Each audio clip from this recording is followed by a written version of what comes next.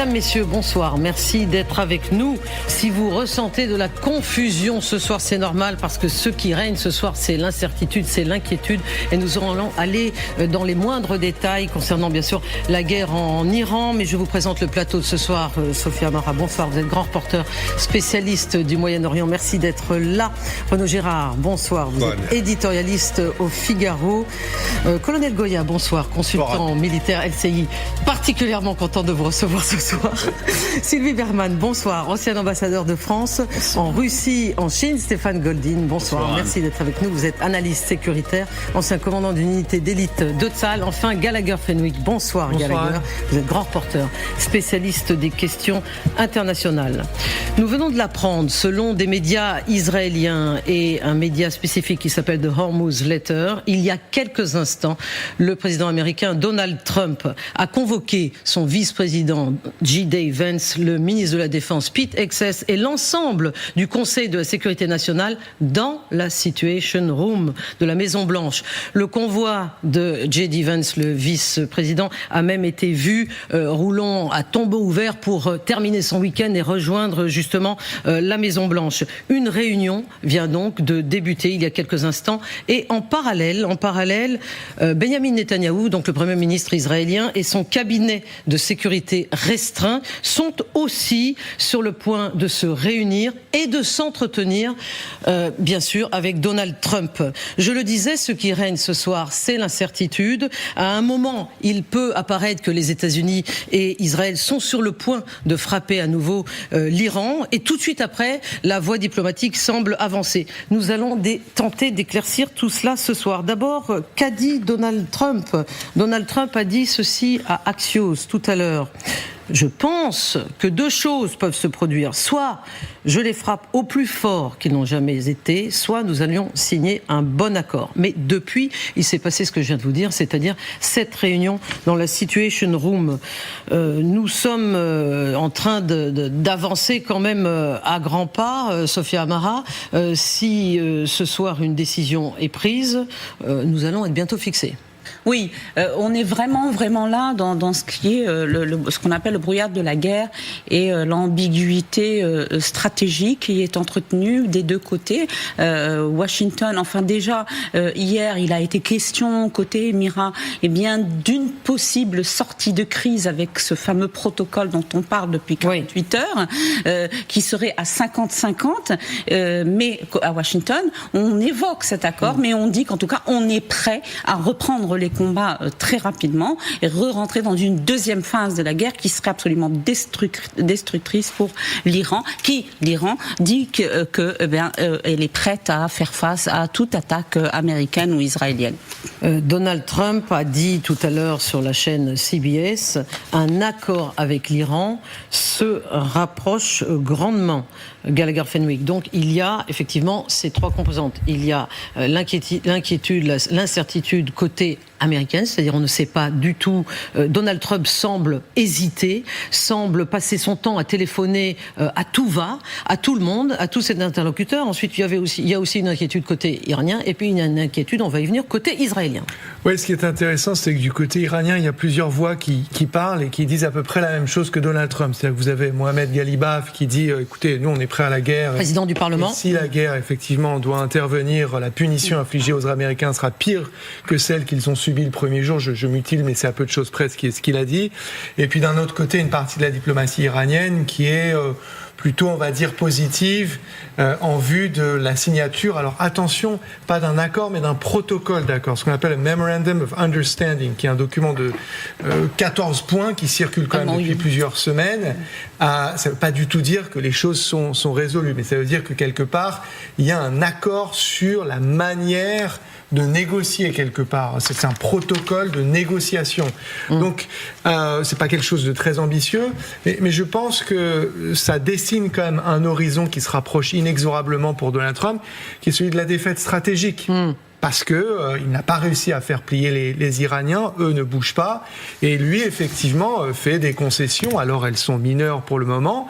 Il y a par exemple l'idée de ne pas négocier tout de suite sur le nucléaire, mais de repousser cela, c'est en tous les cas ce qui sort de Téhéran, à 30 voire à 60 jours. Donc la priorité, ça va être Hormuz, et puis ça va être des modalités, je parle sous le contrôle de Madame l'ambassadeur, c'est-à-dire qui représente, quel format, où ça, comment ça se déroule, vraiment des choses plutôt protocolaires. Alors la troisième partie, c'est Israël. Stéphane Goldin, on a vraiment l'impression qu'il y a une inquiétude de la part de Benyamin Netanyahou. Ça, c'est également côté américain qu'on le dit. Certaines sources l'affirment, c'est-à-dire que l'idée que Benyamin Netanyahou, le Premier ministre israélien, est inquiet à l'idée que Donald Trump, justement, signe un accord défavorable. Et Donald Trump a décrit le Premier ministre israélien comme, je cite, déchiré, préoccupé par l'accord, et qui exhorte Donald Trump à de nouvelles frappes. Qu'en savez-vous ce soir? Donc il y a une réunion d'un conseil restreint? Oui, il y a une réunion du Conseil restreint ce soir où il devrait y avoir une réunion téléphonique, enfin un rendez-vous téléphonique entre Donald Trump et Benyamin Netanyahou. Alors c'est vrai qu'Israël pour le moment reste en alerte maximale, elle a même remonté son niveau d'alerte ces dernières 24 heures. Et c'est vrai que le projet d'accord tel que l'on commence à en voir, je dirais, quelques lignes, traite évidemment essentiellement de la question du cessez-le-feu avec une négociation qui pourrait d'ailleurs durer 30 jours, mais sur quoi personne ne le sait, et sur la question d'Hormuz. Le reste est complètement mis de côté. Alors c'est vrai qu'il y a eu aussi ce sentiment côté israélien avoir été un petit peu écarté, même si je reste persuadé qu'il y a toujours eu des rencontres et des relations entre Benyamin Netanyahou. Non, mais des rencontres, c'est une chose, mais enfin, ils ne sont pas d'accord. Des informations, mais c'est vrai qu'il y a un désaccord qui date maintenant depuis un certain temps, parce que la ligne israélienne n'a pas bougé. La ligne israélienne est d'aller jusqu'au bout de cette affaire, c'est-à-dire aller jusqu'à la fin du régime des Mollahs, avec la question du nucléaire, avec la question des missiles balistiques et la question aussi des proxys qui rentrent aussi dans ce paquet. D'où la question aussi, est-ce que la question libanaise sera intégrée à cet accord? C'est une des questions cruciales. Les Iraniens. Et c'est ce que souhaitent les Iraniens. Sous quelle forme? Toujours est-il qu'il y a énormément d'interrogations du côté israélien, parce que qu'on le veuille ou non, en Israël, ce n'est même plus une question d'opposition ou de majorité, parce que c'est vrai qu'Israël va vers des élections dans quelques mois. Aujourd'hui, la majorité des Israéliens, qu'ils soient de droite, de gauche, du centre, peu importe, sont pour aller jusqu'au bout et en terminer avec cette affaire. Le président du Parlement iranien, effectivement, a déclaré ceci il y a quelques heures à peine. Nos forces armées, je le cite, se sont reconstruites de telle manière que si Donald Trump commet un autre acte insensé, les conséquences seront certainement beaucoup plus écrasantes pour les États-Unis. Renaud Girard. Oui, alors c'est les deux manient la pression, donc la menace physique de la part des Américains, avec tous ces vols très visibles de bombardiers, de ravitailleurs, etc., en disant, et les menaces de Donald Trump, je suis prêt à ramener l'Iran à l'âge de pierre, à les frapper comme aucun pays n'a jamais été frappé dans l'histoire des hommes. Et puis, de l'autre côté, eh bien aussi des menaces et des pressions iraniennes, disant, nous sommes prêts à réagir. Réagir sur qui? Mais ce serait probablement, évidemment, sur les parties les plus faibles, c'est-à-dire les alliés des États-Unis d'Amérique dans le Golfe Persique, c'est-à-dire d'abord les Émirats Arabes Unis et puis les autres ensuite, mais surtout les Émirats Arabes Unis. Donc ça, c'est le schéma, mais chacun joue son jeu. Parce que comme l'a dit très bien Gallagher, il y a quand même aussi des notes qui viennent de Téhéran qui disent que oui, les positions se rapprochent, et des positions effectivement pour se donner du temps au temps, c'est-à-dire pour donner 60 jours, même 30 et 30, 60 jours pour des négociations, et qui pourraient alors, au cours de ces négociations, réinstaller le nucléaire. Je rappelle que juste avant que les Israéliens et les Américains fassent cette attaque surprise non déclarée, cette guerre non déclarée et non autorisée par le Conseil de sécurité de l'ONU le 28 février 2026, eh bien 3 jours avant, c'est-à-dire le jeudi, c'est même 2 jours avant en fait, il y a eu une rencontre sous médiation omanaise entre une délégation iranienne et une délégation américaine sur la dénucléarisation de l'Iran, avec des négociations techniques qui devaient reprendre à Vienne le lundi d'après. Donc les négociations nucléaires, le dossier là, il peut repartir, mais il repartira pas, ça a été dit, tout de suite, d'abord, on va parler du détroit et du statut du détroit d'Ormuz. Oui, justement, Sylvie Berman, vous êtes diplomate.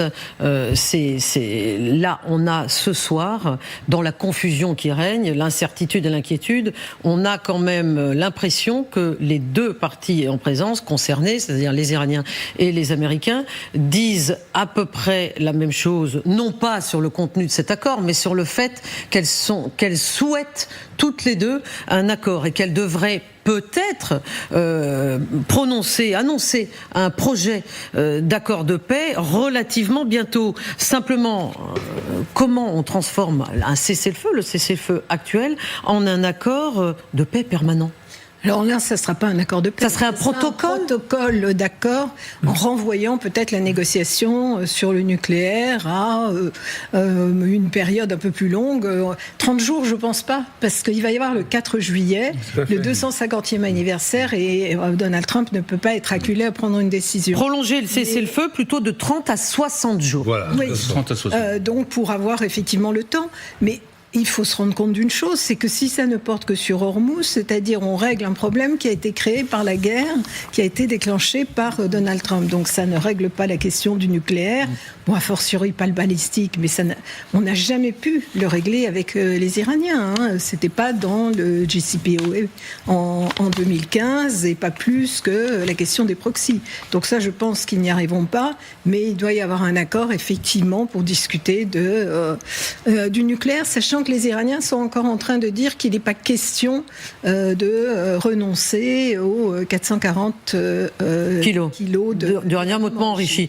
Bon, alors Sophia Mara, on a eu droit quand même aujourd'hui à des coups de téléphone tous azimuts. C'est-à-dire que Donald Trump, qui d'habitude décide, ça dépend sur quel sujet, véritablement, mais là, prend conseil auprès de tout le monde essaye de l'influencer, et même du côté des pays du Golfe, il y a eu des coups de fil aujourd'hui, il y a eu des coups de fil avec des dirigeants du Golfe. Certains sont en faveur de frappes américano-israéliennes et d'autres ne le sont pas. Expliquez-nous. Tout à fait. Il est acculé, Donald Trump. Il n'a que des mauvaises solutions finalement. Et il est déchiré effectivement entre les pays du Golfe qui ne veulent pas. Ceux qui sont inquiets et qui craignent les représailles, sans pour autant être absolument, même pas du tout, être des soutiens de l'Iran, mais qui craignent simplement les représailles de la République islamique si une deuxième phase, si le conflit rentrait dans sa deuxième phase. Et puis, vous avez Israël qui, de l'autre côté, veut pousser à y aller parce qu'il pense que le travail doit être terminé, si je puis ainsi m'exprimer. Et puis, à Washington même et aux États-Unis, eh bien, vous avez Donald Trump qui est déchiré entre ceux qui veulent finir le travail. Et on apprend par exemple qu'un Witkoff, j'ai dit Vance, on le savait déjà, mais qu'un Witkoff par exemple, lui, est plutôt favorable pour une cessation définitive des hostilités. Donc Donald Trump est déchiré, c'est le premier point. Et ensuite, il réalise que il y a des échéances qui arrivent et il faut qu'il trouve une solution. Le petit problème qu'on a là pour venir, c'est que finalement, s'il signe que sur Hormuz ce MOU, ce Memorandum of Understanding, et qui va, sur 2 mois, continuer à négocier et petit à petit aborder le nucléaire. Mais en réalité, vous aviez raison, Renaud. Le nucléaire, ce qu'ils vont faire, c'est qu'ils vont simplement dire on va accepter de le diluer, soit sur le territoire national, soit chez les Russes, ce qui était presque en train de se faire avant le 28 février, date à laquelle la guerre a commencé. Et donc, on a réellement un problème. Oui. Stéphane Goldin. Sans être naïf, parce qu'on sait très bien que les Iraniens continueront à enrichir par la suite leur uranium, parce que voilà. Mais n'oublions pas une chose, dans les coups de téléphone qu'il a passés aux Émirats, où c'est vrai qu'il y a eu énormément de pression essentiellement de l'Arabie Saoudite et du Qatar pour justement ne pas y aller. Il a aussi téléphoné à 2 autres pays qui sont très intéressants, qui sont l'Égypte et la Turquie. Et ça, c'est assez intéressant parce que du coup, il régionalise encore un peu plus la question du conflit. Donc on est sur quelque chose de bien plus global, avec évidemment des intérêts qui sont différents. N'oublions pas, la Turquie est membre de l'OTAN, il y a des missiles qui sont pointés sur l'Iran. L'Égypte, qu'on le veuille ou non, a un lien très fort aussi avec les États-Unis, avec d'autres aussi, la Ligue arabe. Et avec les c'est le cœur du monde arabe, oui. Et avec les pays arabes. Tous ces deux pays veulent reprendre un peu le leadership à la place de l'Iran, d'ailleurs, dans le monde. Et ils craignent. Et donc on voit qu'il y a une régionalisation un peu plus large qui est en train de se faire avec la mise, je dirais, la remise en place de ces deux grandes nations arabes. Oui. Gallagher Fenwick, donc ce soir, on est quand même dans l'expectative. Généralement, quand il y a une réunion dans la Situation Room, qu'est-ce que cela veut dire ? Ça veut dire qu'il y a une décision de la plus haute importance qui va être prise. C'est pas une formalité. C'est parce que vous l'avez expliqué. On a vu les images du convoi de J.D. Vance, pour reprendre votre expression, roulant à tombeau ouvert en direction de la Maison Blanche. Alors que ce week-end, aux États-Unis, il est important, c'est Memorial Day, qui est la journée dédiée aux combattants. Donald Trump nous avait préparé, Gallagher, pardon, je vous coupe, au fait qu'il n'allait pas au mariage de son fils. Il avait bien insisté sur le fait qu'il n'allait pas jouer au golf, etc. Oui. Est-ce que cette réunion à la Situation Room, si elle est avérée, elle était prévue ou elle est forcément de l'ordre de l'imprévu ? Elle était possible, mais pas prévue en ce sens qu'elle était inscrite à l'agenda et que tout le monde savait était certain de revenir à la Maison Blanche. Mais juste le fait, il ne faut pas le minimiser, vous êtes passé rapidement dessus, que Donald Trump rate le mariage de son fils. Vous pouvez penser ce que vous voulez de Donald Trump. Je ne sais pas si vous imaginez. Hier, on est resté longtemps dessus. Mais qu'est-ce que ça veut dire ? C'est important. Pourquoi est-ce que là j'ai utilisé l'expression de défaite stratégique ? C'est-à-dire que, posez-moi la question de savoir si Donald Trump il avait prévu de rater le mariage de son fils. Non. Voilà l'ornière dans laquelle il se trouve. Oui. C'est-à-dire qu'encore une fois, c'est un papa qui va rater le mariage de son fils et pensez ce que vous voulez de Donald Trump. C'est-à-dire que la situation, elle est franchement pas bonne. Donc, après, c'est Donald Trump. Il n'a pas envie que les hostilités reprennent. Non, ça reste une option. Il a demandé justement que des options lui soient présentées. Donc, on peut réfléchir collectivement. Qu'est-ce qui pourrait frapper encore les Américains et les Israéliens ? Mais, pour répondre et terminer sur votre question, non. C'est que c'est un moment qui est, sensible et qui doit être protégé. C'est pour ça que ça se déroule dans la Situation Room. Et ce sont des décisions extrêmement importantes qui sont en train d'être prises. Donald Trump a parlé avec le président français, il a parlé avec les puissances golfiques, il y a probablement un coup de fil en soi-même avec Benjamin Netanyahou. Donc tout cela, si vous voulez, est en train d'être décidé en ce moment même. Mais Michel Goya, donc dans la Situation Room, où Donald Trump a convoqué son vice-président, le ministre de la Défense, l'ensemble du Conseil de la Sécurité nationale, est-ce que les conversations, donc dans cet endroit sécurisé, comme vient de le souligner Gallagher Fenwick, sont forcément d'ordre militaire ? Elles peuvent être de tout ordre, mais elles sont d'ordre stratégique, on va dire. Donc ça comporte forcément du militaire, ça comporte du diplomatique aussi. C'est vraiment, ce qui est important, c'est ça, c'est au niveau stratégique. Alors, on est là actuellement, la Maison Blanche, c'est un peu une boîte de Schrödinger, où le chat Trump, il est à la fois en guerre et en paix d'une certaine façon. Et on verra quand on se lèvera le couvercle ce qu'il a décidé. Mais effectivement, il est dans des choix importants. C'est pour ça que l'importance du choix se mesure au nombre d'invités et à la qualité des invités à chaque fois. En gros, il dit... Donc quand il y en a peu comme ce soir, ça veut dire que c'est de grande importance. Non, mais c'est importance, oui, c'est leur niveau. En gros, il a le choix entre redéclencher, effectivement, relancer la guerre, puisque la guerre n'est pas terminée, ou s'engager dans un processus de négociation beaucoup plus long. C'est ça. Gros, on voit déjà entre 30 et 60 jours. Et qui est assez tentant. Mais justement, qu'est-ce qui va se passer pendant ces 30-60 jours ? Il y a des événements importants aux États-Unis. Il y a la Coupe du Monde de foot le 11 juin, le 14 juin. Donc c'est là-dessus qu'ils sont en train de négocier. Et le nombre 4 de jours. juillet, c'est le 250e anniversaire des États-Unis. C'est important, où il n'a probablement pas envie d'être dans une situation un peu compliquée ou dans une situation de guerre, une guerre qui serait une relance des opérations. Il ne faut pas oublier qu'une relance des opérations militaires, relance campagne militaire, ça signifie aussi des frappes sur les pays voisins. Si les frappes sont des frappes économiques sur l'Iran, il y aura des frappes économiques sur les pays voisins aussi, sur les champs pétroliers, donc ça va foutre un bordel abominable un peu partout.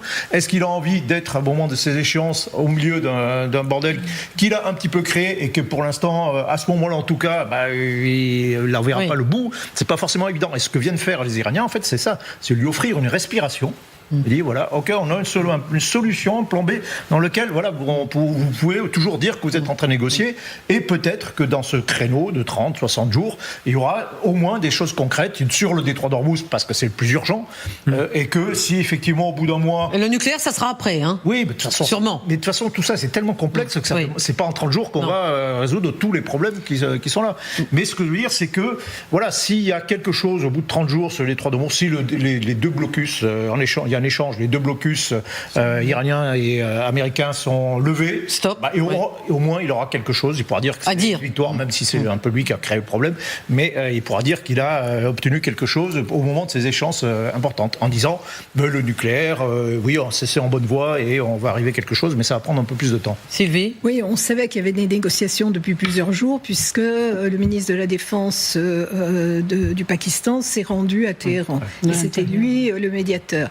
Moi, ce que je trouve quand même frappant, c'est que Marco Rubio n'est pas là. Non, tout ça se déroule pendant qu'il est à New Delhi en visite en Iran. En Inde. En Inde. Il n'est pas seulement secrétaire d'État, il est aussi conseiller national. Seriez-vous en train de nous dire qu'il est peut-être mis sous la touche ? Mais moi, je crois qu'il y a une répartition des rôles et que lui va s'occuper de Cuba, qui est notre prochain sujet. Oui, nous allons parler de Cuba ce soir, bien sûr. Je ne pensais même pas à ce soir, mais dans les jours qui viennent. Et J.D. Vance a été envoyé pour négocier sur l'Iran. Donc il y a une espèce de répartition des rôles assez étrange et peu conforme à ce qui se faisait auparavant. Avec un Marco Rubio quand même qui a suivi les choses, parce que c'est le premier qui a annoncé qu'on allait arriver sans doute à un accord. Du côté américain, il y a aussi une petite déclaration du porte-parole du ministère des Affaires iranien. Et puis, il n'est pas dans une petite mission. Il est en Inde, c'est un pays très important. Oui. Et c'est la première fois qu'il s'y rend. Oui, et c'est un pays qui souffre beaucoup du blocus du détroit d'Ormuz, qui est un grand importateur pétrolier qui importe 80% son énergie du détroit d'Ormuz. Et il y a quelque chose qui est en train de mourir et que va essayer de revivifier le secrétaire d'État, c'est-à-dire Marco Rubio, qui est ce qu'on appelle le Quad, c'est l'alliance des démocraties d'Asie, c'est-à-dire les États-Unis, l'Australie, le Japon et l'Inde, et c'est quelque chose. Oui, donc important. Il est quand même en train de faire des choses importantes. Ah oui, il fait des choses Alors, importantes. Revenons sur un sujet particulièrement important également, celui de l'OTAN et des relations entre les États-Unis et l'OTAN, puisque cette semaine, les États-Unis ont rendu public leur décision de réduire ce qui s'appelle le pool de leur capacité militaire pour venir en aide aux pays européens de l'Alliance en cas de crise majeure. Écoutons justement Marco Rubio qui parle de cette décision. Tout le monde au sein de l'Alliance comprend bien que la présence militaire américaine en Europe va être réajustée. Je ne dis pas qu'ils vont s'en réjouir, mais ils en sont certainement conscients. Nous avons des obligations dans la région Indo-Pacifique, nous avons des obligations au Moyen-Orient, nous avons des obligations dans l'hémisphère occidental. Donc, Gallagher Fenwick, Marco Rubio, effectivement, est toujours en train d'insister sur le fait qu'aujourd'hui, ce qui compte pour les États-Unis, c'est l'hémisphère occidental. Donc, beaucoup moins l'Europe. Oui, alors plusieurs choses. D'abord, je ne pense pas qu'il y ait nécessairement une répartition des rôles dans n'importe quel gouvernement. Marco Rubio, quand il est en Inde, il est dans l'une de ses fonctions qui est d'être secrétaire d'État, même si effectivement être le patron du Conseil de sécurité. Je vous coupe, Gallagher, puisque la grande nouvelle, nous l'apprenons à l'instant, c'est qu'il y a un accord entre les États-Unis et l'Iran concernant la guerre et le cessez-le-feu. Donald Trump vient de le tweeter, donc c'est un moment extrêmement important. Nous allons essayer de vous lire je vous le traduis si vous voulez. Cet accord. Oui, Gallagher, est-ce que vous pouvez le traduire ? Ouais. Donc les dernières lignes de ce long message que vient de publier Donald Trump sur son réseau social, où il détaille tous les partenaires arabes, musulmans et juifs, puisqu'il y a également Benjamin Netanyahou avec lesquels il s'est entretenu, donc chef d'État et de gouvernement régionaux. Il termine ce long message en écrivant, et je cite, les aspects finaux et les détails de cet accord sont en train d'être discutés et seront annoncés d'ici quelques instants. En plus de d'autres éléments qui appartiennent à l'accord, le détroit d'Ormuz sera réouvert. Merci de votre attention à tout cela, président Donald J. Trump. Donc nous sommes en train de vivre un moment important qui est celui où Donald Trump finalement annonce quelque chose qui est en accord avec les Iraniens. C'est lui qui l'annonce en premier. Nous allons voir ce qui arrive du côté iranien. Mais il était presque sûr ce soir. Nous avions ici à LCI travaillé dans la rédaction sur des sources qui allaient dans ce sens. Le fait que les États-Unis et l'Iran étaient sur le point d'annoncer un projet d'accord de paix dans les 24 heures. Il est arrivé à l'instant. Il est arrivé ce soir. Il s'agit donc maintenant que cet accord, ce protocole protocole d'accord attendent l'approbation finale des dirigeants nationaux. Là, par ce tweet de Donald Trump, vous êtes d'accord, Sylvie Berman, vous êtes la diplomate de ce plateau, que ça vaut approbation. Si Donald Trump le dit, c'est que lui, en tant que dirigeant des États-Unis, est en faveur, explique, dit publiquement qu'un accord a été trouvé. Oui, tout à fait. Il a suffisamment dit dans le passé, on va avoir un accord génial, je suis sûre qu'ils sont impatients de conclure avec moi, qu'ils me supplient. Bon, là, il annonce un fait, donc effectivement, il y a un accord. Et de toute façon, effectivement, le fait qu'il ne soit pas parti en week-end, qu'il ne soit pas allé au mariage de son fils et qu'il y ait la réunion dans la Situation Room montre bien, effectivement, qu'on en approche simplement. Le mariage de son fils, je veux dire, personne ne l'obligeait à prendre la décision aujourd'hui, en réalité, puisque c'est lui qui est maître des horloges pour ça avec les Iraniens. Il pouvait tout aussi bien décider dans 2 jours. Oui. Stéphane Goldin, l'accord a été négocié. Donald Trump dit qu'il a eu un appel, effectivement, du Premier ministre. Bibi Netanyahou, qu'il l'appelle par son surnom, qui s'est également très bien passé. Bon, ça c'est Donald Trump, bien évidemment, qui toujours est en train de souligner sur ces aspects positifs. Mais quelle est votre opinion, votre sensation ce soir ? Le Premier ministre Benjamin Netanyahou, qui donc a réuni son Conseil de sécurité à l'instant où nous parlons, et nous sommes bien évidemment en émission spéciale ce soir suite à cette annonce, le Premier ministre israélien ne peut pas être satisfait de cet accord.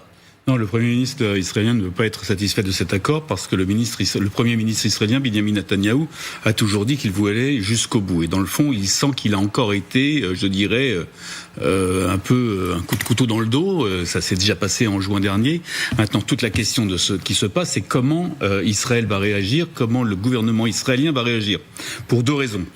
D'abord, Israël a la capacité, si elle le voulait, d'intervenir seule. Elle l'a déjà fait au mois de juin dernier. Maintenant, comment et pourquoi, c'est une autre question. Deuxième chose, n'oublions pas qu'en Israël, il y a aussi des échéances électorales qui vont arriver probablement au mois de septembre. Et là aussi, toute la campagne, en tout cas du Premier ministre actuel, se fait justement sur la question iranienne. Et donc, toute la question va aussi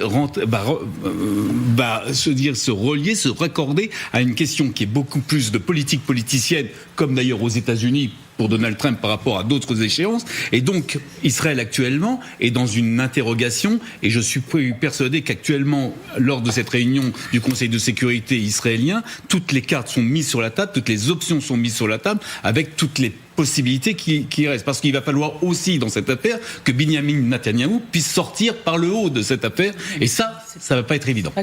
Alors justement, revenons sur cette annonce importante de la soirée. Pour le moment, nous n'avons comme source d'information que le tweet de Donald Trump, mais qui est un tweet évidemment important. Il est très long.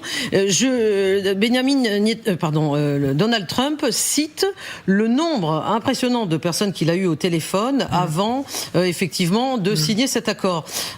Sophia Amara, donc il dit: nous venons d'avoir un très bon appel avec le président Mohammed Salman Al Saoud d'Arabie Saoudite. Ensuite, le président des Émirats Arabes Unis. Ensuite, l'émir Al Thani, le premier ministre, le ministre du Qatar. Ensuite, celui du Pakistan, donc le maréchal Munir du Pakistan, c'est le chef des armées. Son maréchal préféré. Le président turc Erdogan, le président El-Sisi d'Égypte, le roi Abdullah II de Jordanie et le roi de Bahreïn, concernant la République d'Iran. Et c'est après avoir eu ce coup de fil, donc il dit qu'il est pas dans la Situation Room, mais dans le bureau ovale, que a été finalisé cet accord, mais que bien sûr tout doit être finalisé ensuite sous réserve de finalisation entre les États-Unis, la République islamique d'Iran et d'autres pays. Donc pourquoi Donald Trump prend-il la peine de lister tous ces dirigeants des pays du Golfe que finalement il a satisfait en ne repartant pas pour le moment à frapper? c'est très important de les lister. Pourquoi ?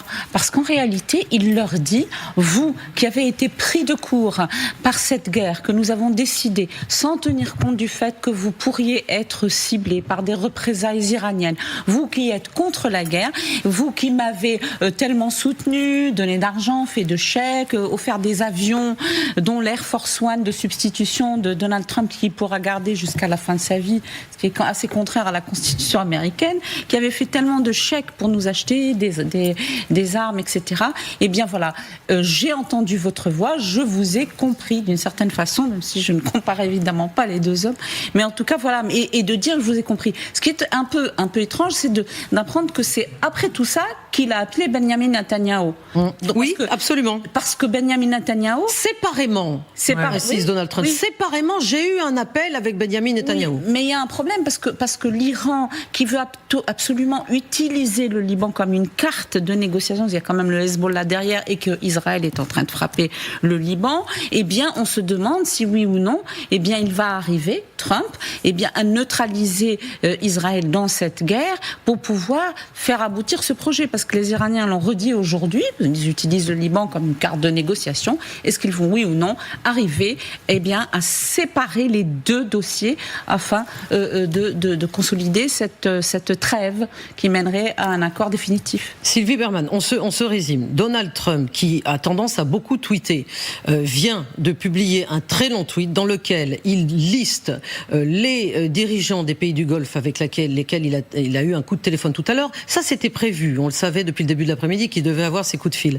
Mais après les avoir listés, il ajoute effectivement qu'un accord a été largement négocié. C'est ça que j'aimerais que vous nous aidiez à comprendre les mots. Largement négocié, sous réserve de finalisation entre les États-Unis, l'Iran et différents autres pays.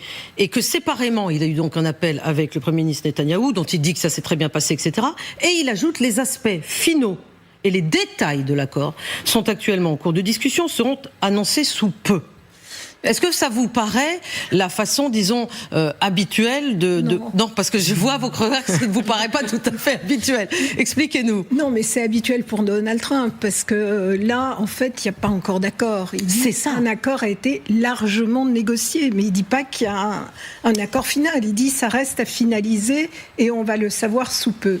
Donc, on attend de savoir s'il y a véritablement un accord avec les Iraniens. La seule chose que Donald Trump semble dire avec certitude à la fin de ce poste, c'est, Michel Goya, le détroit d'Ormuz sera ouvert. Oui, alors c'est peut-être un vœu, c'est peut-être plus un vœu qu'un fait, en réalité. Non, apparemment, ce qui semble se dessiner, c'est qu'il y a un accord sur le fait qu'il y aura un accord. Voilà, maintenant, le contenu, il reste à définir. Et comme on le disait tout à l'heure, parmi les nombreux points à négocier, le détroit d'Ormuz est peut-être le plus urgent. Effectivement, parce que c'est ça qui impacte complètement, qui influence complètement toute l'activité de la région, l'activité économique et même celle du monde.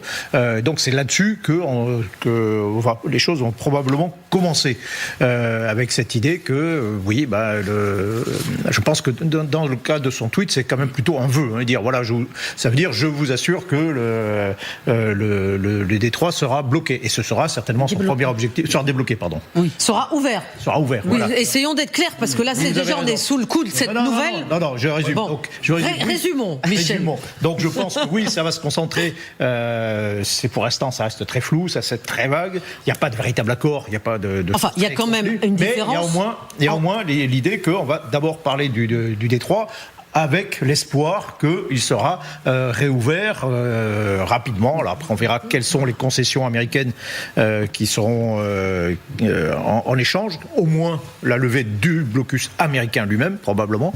Et là, oui, ça donnera au moins quelque chose, une matière, une victoire, une pseudo-victoire à Donald Trump. Vous allez tous réagir. Renaud Gérard. Oui, moi je crois en fait que le deal, il est fait sur le détroit d'Ormuz. C'est-à-dire que le deal, et ensuite ça va avoir d'autres négociations pour effectivement fixer les conditions techniques, mais le deal, c'est que je débloque les ports iraniens, et sans doute, moi, Américain, j'ajoute une levée de la sanction, c'est-à-dire je permets à l'Iran de vendre son pétrole. Donc je lève les sanctions sur le pétrole iranien, sur la vente de l'Iran. Ça permettra de faire baisser le cours du baril. Et puis, de l'autre côté, évidemment, les Américains lèvent leur blocus aussi. Donc les Iraniens et les Américains lèvent le blocus. Ensuite, on va sans doute continuer un petit peu peut-être à négocier sur le détroit d'Ormuz, c'est-à-dire sur est-ce que les Iraniens ont droit à faire des missions de surveillance, de sécurité, etc., etc. Et ensuite, on passera aux autres sujets. Avant l'autre sujet, c'est-à-dire c'est le cessez-le-feu. Il va durer combien de temps? Donc là, peut-être 60 jours. Et puis, l'Iran va demander des garanties pour ne pas être attaqué à nouveau. Et seulement après, on dira, bon, maintenant, on va reprendre nos négociations nucléaires. On les reprend où? Et avec quel négociateur? Il est probable que les Iraniens refuseront les deux promoteurs immobiliers qui étaient très incompétents, c'est-à-dire Steve Witkoff et Jared Kushner, qui ont fait preuve de leur incompétence crasse sur le dossier nucléaire, c'est-à-dire qu'ils étaient plus ignorants que mes étudiants à Sciences Po, et ils prendront des vrais négociateurs américains, sans doute fournis par Marco Rubio. Quant à Marco Rubio, pourquoi effectivement Trump fait ça un dimanche, etc. Parce que sans doute Marco Rubio d'Inde lui a dit à son président, les Indiens sont extrêmement en faveur d'un accord, d'ouvrir le détroit pour leur pétrole. Et Trump, c'est un homme d'action. C'est un promoteur immobilier. Quand le deal doit être fait, il faut faire le deal. Et donc, c'est pour ça, il y a le mariage de son fils, c'est pas grave. Il veut faire le deal et il dit, OK, on fait le deal. D'accord. Stéphane Goldin, puis Gallagher.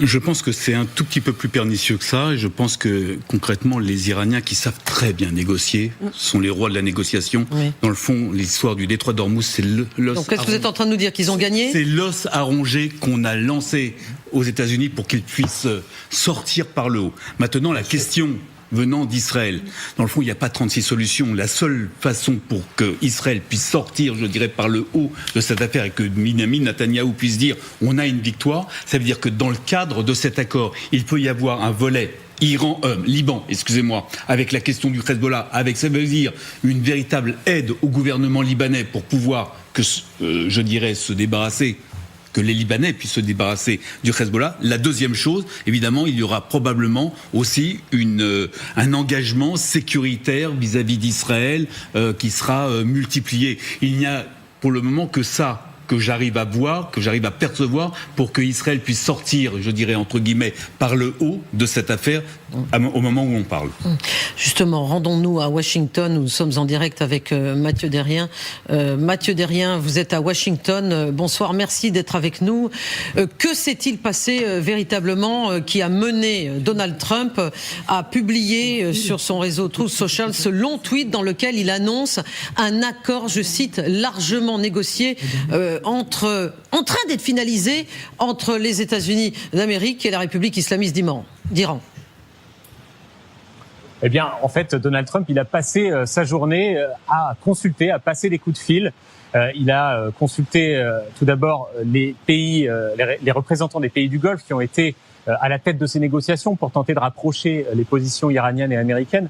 Il a aussi consulté l'allié israélien qui, évidemment, a un intérêt direct dans ces discussions.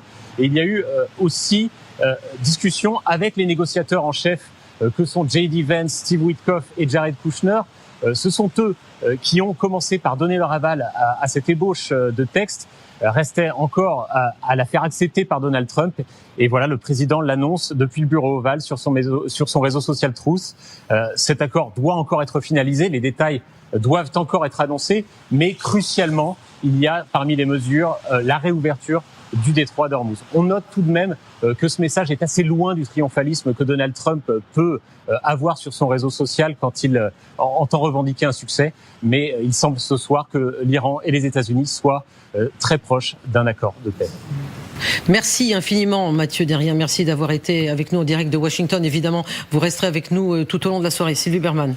Oui, en fait, contrairement à ce qu'on dit, le détroit d'Ormuz, c'est le plus facile à régler, parce que c'est pas une cause de la guerre, c'est une conséquence de la guerre. Donc on efface une des conséquences. Pourquoi ça nous touche tous ? Parce que ça a mondialisé le conflit à cause des conséquences en matière d'exportation, de pétrole, d'engrais, etc., et que pratiquement tous les pays sont touchés. Mais c'est rien. C'est-à-dire, on efface quelque chose qui est une conséquence de la guerre. Donc, c'est pas un succès pour Donald Trump. S'il n'y a que ça dans l'accord. Oui, Gallagher. Je suis d'accord avec ce que vient de dire Madame l'ambassadeur, mais je vais le dire différemment parce que depuis tout à l'heure, vous nous demandez d'être concis et de résumer ce qui est en train de se passer.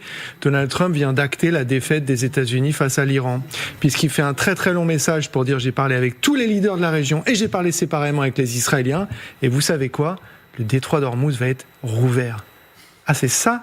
Donc 38 jours de 5 semaines de frappe menées par les Américains. Coucher d'une souris, c'est ça que vous êtes en train de nous dire. C'est pas grand-chose. Non, c'est pas une souris, c'est une défaite. Et c'est une montagne, cette défaite. Les États-Unis, première puissance militaire mondiale, vient d'être défait par le régime iranien. Donc vous l'interprétez comme ça, Gallagher ? Je vous confirme que je l'interprète comme ça. Je pense que je suis pas tout seul à l'interpréter comme ça. C'est vrai, mais... Attendez, on va faire un tour de plateau.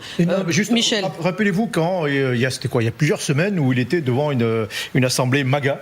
Où c'était au moment où effectivement les Iraniens avaient tweeté le détroit est réouvert, le commerce est libre, avant de revenir en arrière très vite. Mais il annonce le détroit est réouvert et vous avez la foule qui hurle bravo, voilà, etc. Sur le mode j'ai gagné, alors qu'en fait c'est un problème qu'il avait créé. Deuxième chose, et vous avez raison d'insister sur la manière dont le message est formulé, c'est-à-dire que l'accord va être finalisé. Mais pourquoi est-ce que le président des États-Unis s'empresse de publier un message alors que les choses n'ont pas encore été finalisées ? Parce qu'il a très très peur des fuites autour de lui et qu'il va être le tout premier à pouvoir à la fois annoncer la chose, parce que ça, c'est son niveau. On sent qu'il était vraiment dans l'attente, dans l'excitation de pouvoir annoncer en premier. Si vous voulez, cette excursion, comme il l'appelle, lui a complètement échappé. Donc ils essayent de reprendre dans ce moment assez cristallin le contrôle du narratif, et il le fait à la Trump, c'est-à-dire que il tire et après il pose les questions. Et en l'occurrence, si vous tirez mal, vous posez probablement les mauvaises questions derrière, et ça donne donc ce très très long message où il nous fait, je veux dire, l'inventaire la de liste, et à la toute fin, vous savez quoi, le détroit d'Ormuz sera ouvert. Et le colonel Goya a raison. Attendons de voir ce que les Iraniens vont dire, parce qu'en l'occurrence... Alors, pour le moment, les Iraniens... Quand vous dites victoire, défaite, c'est sûrement pas une victoire américaine, là, c'est sûr. Mais on est dans un processus dynamique. C'est-à-dire que si effectivement il y a des négociations, et quand dans 2 mois, 3 mois, il y a un deal avec l'Iran, qu'il arrive à ramener le deal dans le seconde. Qu'est-ce qui s'est passé sur la Russie et l'Ukraine ? Je ne sais pas, il a échoué sur la Russie et l'Ukraine, mais si il arrivait non, j'ai toujours condamné cette guerre, donc c'est sûr, mais s'il arrivait dans 3 mois à avoir un deal avec la levée des sanctions et d'essayer de ramener effectivement l'Iran dans la communauté des pays du Moyen-Orient et avec de bonnes relations avec tous les pays qu'il a cités, ça va être plus difficile avec les Émirats Arabes Unis, mais c'est possible avec tous les autres pays qui ont été cités par Donald Trump, eh bien, là, on pourrait dire qu'il y avait quand même un succès. C'était pas du tout la peine de passer par une guerre pour obtenir ce succès, parce que les négociations qui se portaient très bien par la médiation omanaise auraient permis également d'avoir ce succès. On aurait évité toutes ces destructions et tous ces morts et cette crise économique. Oui, alors il va y avoir évidemment des réactions à ce tweet de Donald Trump pendant toute la soirée. Nous les partagerons avec vous. Une des premières réactions attendues, importantes, est celle de ce sénateur américain Lindsey Graham qui hésite, qui est, on le sait, une personne en faveur de la guerre. Il était donc en défaveur d'un accord, mais depuis quelques jours, il ne se prononçait plus trop.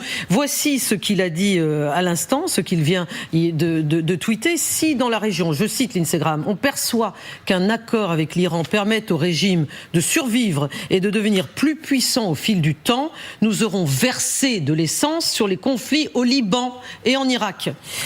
Et il ajoute, un accord perçu comme permettant à l'Iran de survivre et de posséder la capacité de contrôler le détroit d'Ormuz mettra le Hezbollah au Liban et les milices chiites en Irak sous stéroïdes.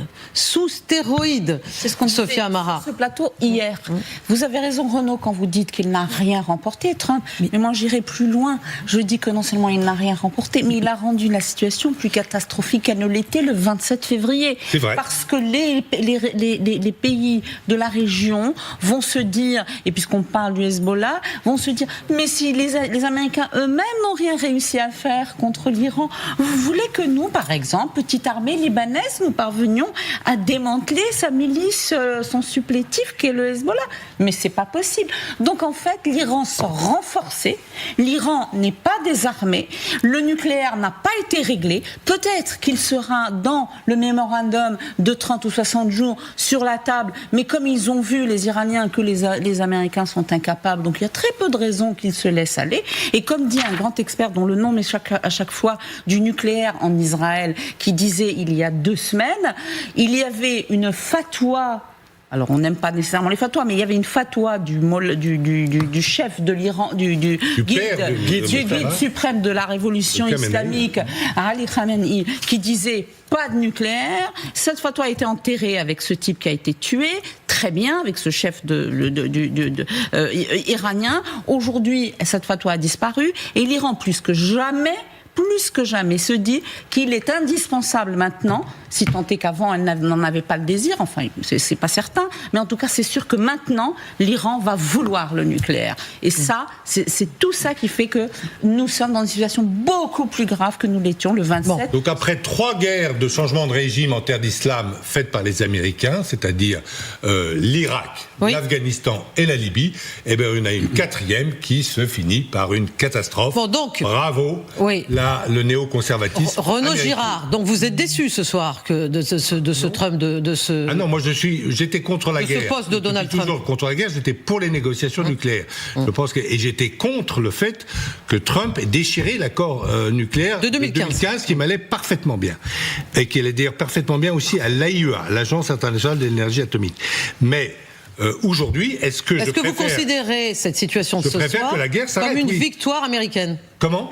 Est-ce que vous considérez cette situation ce soir comme une victoire américaine? Certainement non, pas. Certainement pas. Vous pouvez même poser la question pour, j'allais dire, électrifier davantage de conversation. Est-ce que le message de Donald Trump, moi j'ai parlé d'une défaite, est-ce que c'est pas même une capitulation? Comment est-ce qu'il qualifie le régime iranien? Quelle expression utilise? Parce que les mots ont leur importance. Justement. Il parle de la République islamique d'Iran. Oui. Son nom. Ben oui.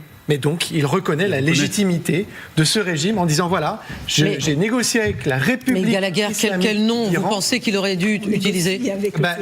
Ça va être... Alors, je peux vous assurer que ce genre de détail n'en est pas un.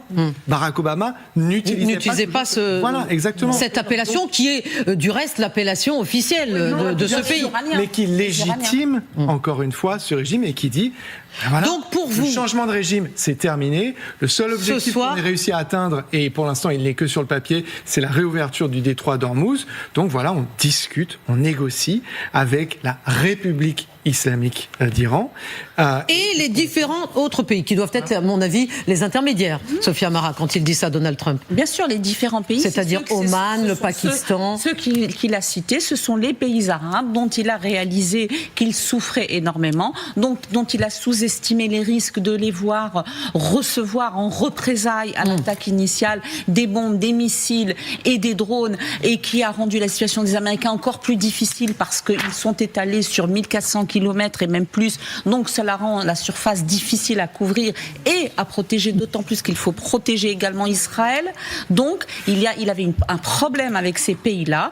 Aujourd'hui, il leur dit, voilà, j'ai compris que c'était compliqué pour vous, même si Israël veut y aller, qu'il aurait pu être tenté de les écouter, même si une partie de sa base veut y aller, veut en arriver à bout de cette République islamique, eh bien, il a écouté, en tout cas, l'autre voix. Bon. Stéphane Goldin, que se passe-t-il côté Israël? Parce que ce tweet de Donald Trump, il dit séparément, j'ai eu un appel avec le Premier ministre qui s'est très bien passé. Il ne nous en dit pas plus. Qui s'est très bien passé, ça veut rien dire. Ça ne veut rien dire. J'allais résumer cette situation en 4 mots. Tout ça pour ça. Ben ouais.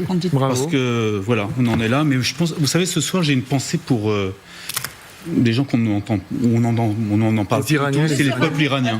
Parce que le peuple iranien qui s'est soulevé, etc. C'est au mois de janvier. On en parlait hier soir avec le colonel Goya. C'était au mois de janvier qu'il fallait attaquer quand ce peuple sortait dans la rue. Qu'est-ce qui se passe en Israël actuellement? Mais est-ce que ça veut dire que vous étiez tous pour la reprise des frappes? À titre personnel, moi, j'étais pour une reprise des frappes, mais j'étais même contre cette trêve. Je pense que cette trêve a fait énormément de mal à toute cette opération et dans le fond, elle a permis à l'Iran de se refaire stratégiquement, militairement. On a vu très bien qu'elle a pu reconstituer une partie de ses missiles et de ses drones, mais comme d'ailleurs au mois de juin dernier. Oui. Où on a été arrêté au milieu, je dirais, du guet. Maintenant, les faits sont les faits et on ne peut pas revenir en arrière. Toujours est-il qu'actuellement, la réunion du cabinet est en train de se faire avec l'ensemble, je dirais, de la structure, du monde de la sécurité israélienne, que cela soit Tsahal ou les services de renseignement. Toutes les choses vont être mises sur la table. Quelles décisions vont être prises? Il y avait évidemment des décisions militaires, des décisions stratégiques. Il y aura probablement aussi des décisions qui sont en lien avec la politique interne d'Israël, qui prendront sûrement le pas sur le reste, et évidemment les relations entre Israël et les États-Unis. Nous allons évidemment y revenir toute la soirée dans tous les détails. C'est pas la première fois que dans une guerre, les États-Unis lâchent un allié, en l'occurrence Israël. Israël avait un petit peu enjolivé les choses. Ils ont promis une destruction, un effondrement du régime qui n'a pas eu lieu. Mais là, ils sont effectivement lâchés en race campagne par les États-Unis d'Amérique. Mais enfin, souvenez-vous de comment a été lâché le Sud-Vietnam, c'était pareil. Et même plus récemment, comment l'Afghanistan a été lâché par race campagne également. Comment ils voulaient lâcher également les Kurdes et tous ses alliés en Syrie. Et donc, De Gaulle avait raison, Anne, ne croyez pas que les Américains, on les adore, on partage leur idée, mais ce ne sont pas des alliés fiable. Voilà la leçon qu'on a aujourd'hui. Il est 23h sur LCI et pour celles et ceux qui nous rejoignent, voici l'information du soir. C'est un tweet de Donald Trump posté sur son réseau social Truth Social, selon lequel un accord a été largement négocié entre les États-Unis d'Amérique, la République islamique d'Iran, qu'il nomme effectivement, et les différents autres pays. Il ajoute également, Donald Trump, dans ce tweet, qu'il a séparément téléphoné à Benjamin Netanyahou, le Premier ministre israélien, à propos duquel nous disions au tout début de cette émission, avant que ce tweet, que nous ayons connaissance de ce tweet de Donald Trump, qu'il était sans doute furieux de la tournure qui était en train de prendre les événements. Un conseil de sécurité, Stéphane Goldin vient de nous le confirmer, est en train de se tenir en Israël. Nous n'avons d'ailleurs pour le moment aucune réaction au tweet de Donald Trump, ni côté iranien, ni côté israélien. Tout cela est en cours au moment où nous vous en parlons. Sylvie Bermann, est-ce que c'est pour vous une conséquence des négociations qui étaient en cours depuis un certain temps? Elle devait arriver à cela. On sentait bien que Donald Trump n'avait pas envie de frapper, qu'il voulait s'en sortir, croit-il, par le haut, mais visiblement, ça n'est pas ce qu'il a réussi à faire. Alors, Donald Trump avait absolument besoin d'une porte de sortie parce qu'il n'obtenait rien, que son électorat MAGA était très critique et qu'il y a des échéances importantes comme la célébration du 250e anniversaire des États-Unis. Les négociations, il n'avait pas envie, il ne veut pas envoyer des troupes au sol, il a une logique de zéro mort et donc il a essayé de temporiser.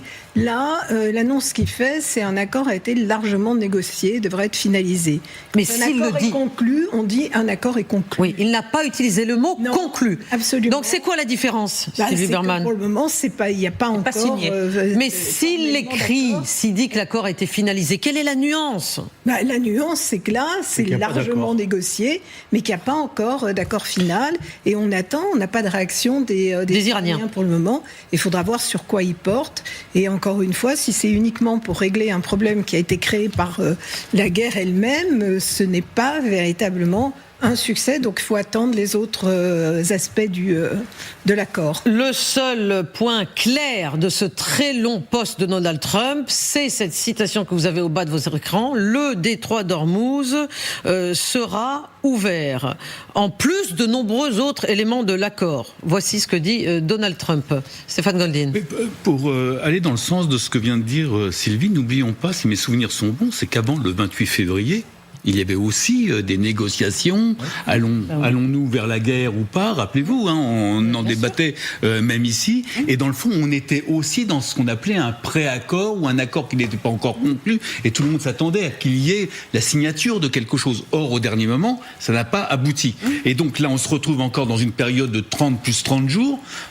Est-ce que dans le fond ces 30 jours ne sont pas justement pour la possibilité pour Donald Trump de passer le cap du 4 juillet, etc., etc. C'est une question. Moi je doute. Je pense qu'aujourd'hui il est acculé. Je pense qu'aujourd'hui il n'a plus le choix. Sa porte de sortie, cet os à ronger que les Iraniens lui ont donné, qui s'appelle le détroit d'Ormuz, où les Iraniens, il faut le dire clairement, ont bien joué sur cette affaire. Oui, stratégiquement. Et pour vous, qui a bien joué, les Iraniens ? Les Iraniens ont bien joué sur la question du détroit d'Ormuz. Et franchement, les États-Unis sont rentrés dans le piège dans cette affaire. Non, mais vous étiez, Stéphane Gondy, vous venez de nous le dire, en faveur que ces frappes ne cessent pas. Donc vous étiez pour l'option militaire. Oui. Mais pour celles et ceux qui n'étaient pas en faveur de l'option militaire, enfin je ne sais pas, Michel Goya, est-ce que le fait que l'action militaire n'ait pas repris, le fait qu'on aille vers un accord de paix, est-ce que c'est une bonne nouvelle ou pas ? Écoutez, on verra, parce que pour l'instant, je pense qu'il faut être assez méfiant sur le contenu de ce fameux accord. C'est sans doute probablement un accord sur le fait qu'il y aura des négociations peut-être plus approfondies et qu'il y aura forcément quelque chose... Donc pour vous, Donald Trump, c'est peut-être trop avancé. Mais combien de fois il a dit qu'il avait... Il n'a jamais écrit ce genre de tweet. C'est vrai, il n'est jamais écrit ce genre de tweet, Michel, jamais. Non, mais attendez, combien de fois il a dit, ça y est, j'ai obtenu... Oui, mais là, il publie un tweet. Bon, il a publié, et il sait très bien... Non, mais là, il publie un tweet, il met quand même... il implique les Iraniens. Il implique tous les dirigeants des pays arabes qu'il a nommés dans son tweet. Tout à fait. Maintenant, pour revenir à ce que disait Stéphane, alors moi, sur la forme de la guerre, sur la cause, sur la forme de la guerre uniquement par une campagne aérienne, j'étais très sceptique. Bon, maintenant, on se lance dans cette campagne aérienne, dans ce cas-là, on va jusqu'au bout. Et au moins, on essaie d'enlever des cartes qui sont entre les mains des Iraniens. C'est-à-dire, on essaie de les démilitariser, on essaie de détruire au moins l'arsenal balistique iranien pour empêcher qu'il puisse à son tour menacer de frapper les pays voisins et Israël. On essaie de détruire les forces qui sont sur la côte. On essaie peut-être aussi de reprendre par la force le détroit d'Ormuz. Or, et ça c'est une grande surprise pour moi, la campagne s'est arrêtée à mi-chemin. Donald Trump, il a sans doute, je sais pas, il a eu peur d'aller trop loin, il a eu peur du chaos, et il a décidé d'arrêter sans aucun résultat militaire et avec un problème en plus qui était celui du détroit d'Ormuz. Et là, forcément, quand on rentre dans une phase de négociation comme ça, sans avoir mis le couteau sur la gorge. Arrêter sans avancée militaire, comme vous dites, vous êtes presque comme Renaud Girard qui était là il y a un instant, c'est-à-dire de dire que c'est une capitulation ? Pour l'instant, c'est un échec. Vous savez, le but d'une guerre, c'est d'obtenir une meilleure paix. C'est-à-dire que la situation, à la fin de la sortie de la guerre, soit plus favorable, en tout cas pour vous, qu'au début. Bon, est-ce que la situation est plus favorable actuellement qu'elle l'était avant le 28 février pour les États-Unis, pour les pays de la région, pour Israël, etc. C'est pas évident du tout. Oui, Gallagher. Non, je viens de voir passer un message comme l'ancien commissaire au marché intérieur, monsieur Thierry Breton, qui vient souvent sur cette antenne. Oui, sur cette antenne. Dont je pense qu'il faut souligner la justesse, qui élargit la focale et qui fait rentrer un autre acteur dans cette équation dont on n'a toujours pas parlé pour l'instant, c'est la Chine. Oui. Avec ce qu'il appelle cette semaine à la gloire de Xi Jinping, où il a d'abord un Donald Trump qui s'y rend pour 48 heures et qui se répand en hommage concernant l'immense respect que le monde a pour Xi Jinping, Vladimir Poutine quelques jours plus tard qui ont fait à peu près de même, et on passe les autres. Donc est-ce que c'est pas aussi un moment où la Chine fait, pour citer le commissaire monsieur Breton, la démonstration de sa toute-puissance, sa capacité à être un vrai faiseur de paix, parce qu'il faut rappeler que c'est la puissance mondiale qui est la plus dépendante du détroit d'Ormuz, et donc qui dit aux Iraniens: maintenant, c'est terminé. Vous, notre proxy, vous concluez avec les Américains. Allez savoir ce qui s'est dit entre Donald Trump et Xi Jinping derrière des portes fermées. Je ne suis pas certain que Donald Trump ait obtenu grand-chose de la part de Xi Jinping. En revanche, dans le sens inverse, peut-être que Xi Jinping a obtenu de son invité américain, qu'il y ait une forme effectivement de jeu qui se calme dans et autour du détroit d'Ormuz, dont il faut le rappeler, on l'a beaucoup dit, mais il faut encore le redire, qu'il était ouvert avant le 28 février. Absolument. Ulrich Bouna, vous nous avez rejoint. Bonsoir, vous êtes analyste géopolitique, chercheur chez Eurocréative. C'est ce que vous inspire ce tweet de Donald Trump? Faut-il se méfier? Il y a déjà beaucoup de choses qui ont été dites, très honnêtement. Ah, mais il en reste encore beaucoup de choses à dire. Oui, parce que vous savez, avec Donald Trump, on ne sait jamais, rien n'est encore véritablement conclu. Ça a été tout simplement finalisé. Sylvie Berman nous disait la différence entre le verbe finaliser, un accord, et conclure. Non, il a dit largement. Largement. Négocier. Le terme, c'est largement négocié. Et reste à finaliser. Quand on dit ça, ça veut dire que c'est pas encore conclu. C'est pas signé. Mais parce qu'il y aura probablement 2 étapes, c'est-à-dire il y aura probablement un protocole d'accord, parce qu'effectivement on va pas se mettre d'accord sur le nucléaire iranien dans les 48 heures. Mais finalement déjà rien que ça, en fait, si ça se terminait par un protocole d'accord qui prolongerait en quelque sorte le cessez-le-feu, peut-être rouvrirait le détroit d'Ormuz contre une levée des sanctions, une levée du blocus américain. Déjà rien que ça, si on en arrive à ce timing-là, c'est déjà un échec pour les États-Unis.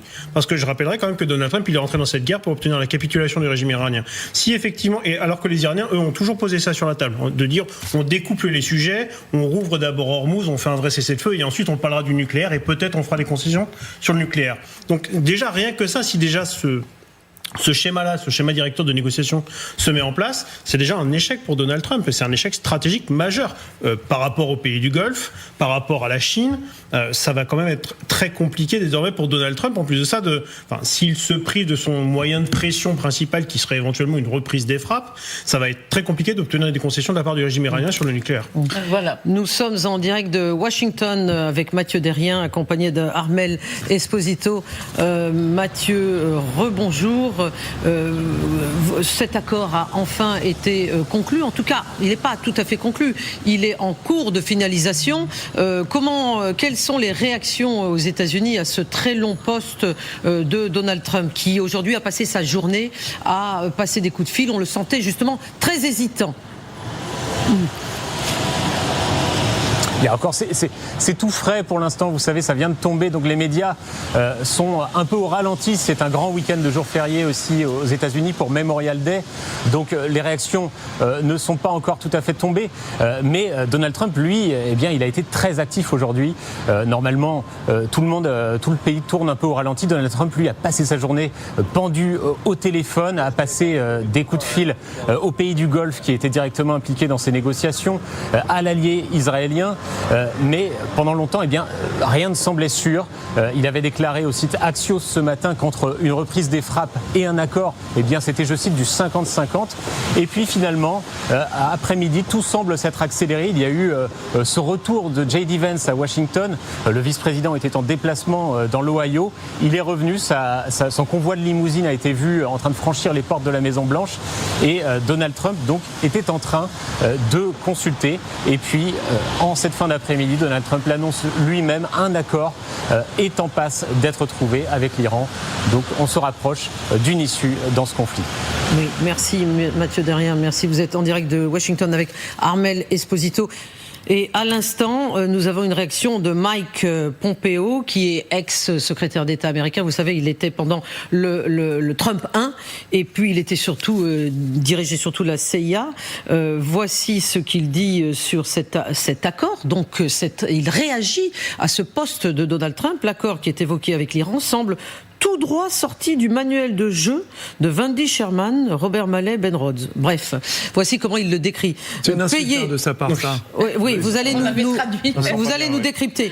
Payer le corps des gardiens de la révolution islamique pour développer un programme d'armes de destruction massive et terroriser le monde. Mais il va beaucoup plus loin que moi. Moi, je parlais d'une défaite. Beaucoup plus loin que vous. D'une capitulation. Lui, il est en train d'accuser Barack Obama de se faire le sponsor financier du terrorisme de la République islamique d'Iran. Et il fait référence, bien évidemment, aux 3 personnes qui étaient matricielles dans le JCPOA, Wendy Sherman et Ben Rhodes.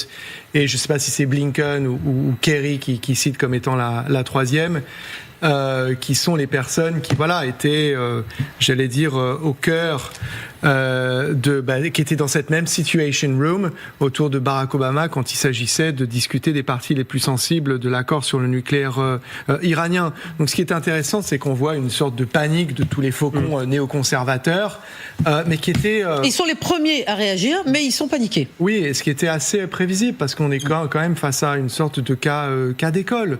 Vous menez une guerre illégale, vous vous retrouvez avec une défaite et en plus le déshonneur. Et c'est catastrophique. Et c'est catastrophique pour les Iraniens, les Iraniennes. D'abord, il faut le redire. C'est catastrophique pour la région. Et peut-être demain pour nous, parce que cette guerre, en plus d'être illégale, elle a renforcé ce régime. Imaginez la réaction à Téhéran face, et je le redis, à ce président des États-Unis qui utilise l'expression République islamique d'Iran, il aurait pu dire le régime, il aurait pu dire Téhéran, il aurait pu dire l'Iran, il aurait pu être neutre, et il choisit de la reconnaître et de lui dire on négocie. Oui, il fait preuve de respect effectivement et d'égalité. Alors après, ce tweet de Donald Trump, on n'a pas fini d'en parler dans la soirée parce qu'il est extrêmement commenté. Ulrich Bounak, vous vouliez juste un mot, le niveau de réaction, le volume de réaction des néoconservateurs américains montre, à mon sens, c'est le témoignage le plus clair que le deal qui est sur la table est non seulement extrêmement sérieux, mais qu'en plus de ça, il n'est pas du tout à la faveur des États-Unis. Pour le coup, c'est très clair. Sinon, Lindsey Graham a, je crois, sorti 3 tweets en 25 minutes. Ça montre qu'il y a un vrai niveau de panique et que effectivement Donald Trump va sans doute les abandonner un petit peu au milieu du gué pour sortir le plus tôt possible de cette guerre. Oui, alors le tweet de Lindsey Graham, je rappelle que Lindsey Graham est un sénateur républicain pro-Trump qui depuis le départ était en faveur des frappes, de continuer les frappes, de ne pas les cesser. Il a été le premier à réagir tout à l'heure à ces propos de Donald Trump, puisque l'information de ce soir, c'est que Donald Trump a publié un post disant qu'un accord était largement en cours de négociation. Eh bien, voici comment a réagi Lindsey Graham. Je le cite: si dans la région on perçoit qu'un accord avec l'Iran, oui, lui il dit l'Iran, il dit pas la République islamique d'Iran, permet au régime de survivre et de devenir plus puissant au fil du temps, nous aurons versé de l'essence sur les conflits au Liban et en Irak. Donc il se préoccupe de ce qui va se passer au Liban et en Irak. Il poursuit un accord perçu comme permettant à l'Iran de survivre et de posséder cette capacité de contrôler le détroit d'Ormuz, mettra à l'avenir le Hezbollah au Liban et les milices chiites en Irak sous stéroïdes. Oui, Stéphane Goldin, qu'est-ce que ça provoque en Israël ? Ça provoque, c'est qu'actuellement, il y a toute l'opposition à Binyamin Netanyahou qui est en train de monter, au créneau et qui disent clairement: Bibi, tu as échoué. Et c'est vrai qu'il y a la campagne électorale qui se fait, parce que, comme le dit d'ailleurs Graham à l'instant, du coup Israël se retrouve confronté avec plusieurs fronts, où on a rajouté de l'huile sur le feu parce qu'il y avait cette guerre en Iran, parce que dans le fond, Binyamin Netanyahou, depuis sa prise du pouvoir, il y a exactement 16 ans, a toujours eu cette volonté de vouloir en découdre avec la République islamique d'Iran. Je la légitimise pas, mais c'est son nom. Mais toujours est-il que et là on en est, je dirais, à la croisée des chemins. Et donc tout ça pour ça, comme je disais tout à l'heure, avec évidemment Israël qui est depuis le 7 octobre dernier sous les feux, avec toutes les conséquences que ça a eu. On est dans une séquence maintenant électorale qui va être très forte en Israël, qui va commencer. Et là, toute l'opposition est en Alors justement, une séquence électorale qui va commencer. Donc non seulement il y a toute l'opposition, vous êtes en train de nous dire, qui descend dans la rue. On va sans doute être en ligne avec Israël dans quelques instants. Mais il y a également Dan Scavino. Dan Scavino, vous savez, il est ex-ambassadeur américain en Israël. Il a actuellement le président Trump. Voici ce qu'il avait tweeté avant. Je dis bien avant le long post de Donald Trump tout à l'heure. Selon toutes les apparences, je cite Dan Scavino, Trump est très proche d'accepter un accord. Il dit bien d'accepter un accord pour tenter d'ouvrir le détroit et essentiellement reporter les négociations nucléaires à plus tard. Et bien sûr, ajoute-t-il, Netanyahou travaille contre cela. Je me demande s'il ne prononcera pas un discours au Congrès. C'est assez provocateur. Non, oui, alors vous parlez de Dan Shapiro ou Dan Scavino? Non, Scavino. Dan Scavino. Je n'ai pas le souvenir qu'il ait été ambassadeur des États-Unis en Israël, parce que Dan Shapiro l'a été, mais bref. Non, effectivement, on sent qu'il y a quand même un moment de très très forte tension. Il était ambassadeur des États-Unis en Israël. Oui, Dan Scavino ? Oui. Ok, je ne savais pas. Mais non, ce qui est intéressant, si vous voulez, c'est que, pour revenir à ce que disait Stéphane Goldin tout à l'heure, cette fenêtre d'opportunité ne se présentera plus jamais. Aucun autre président des États-Unis n'ira attaquer l'Iran. Oui. C'est ça, si vous voulez, la carte que Benjamin Netanyahou vient de jouer, et elle est terminée, cette carte.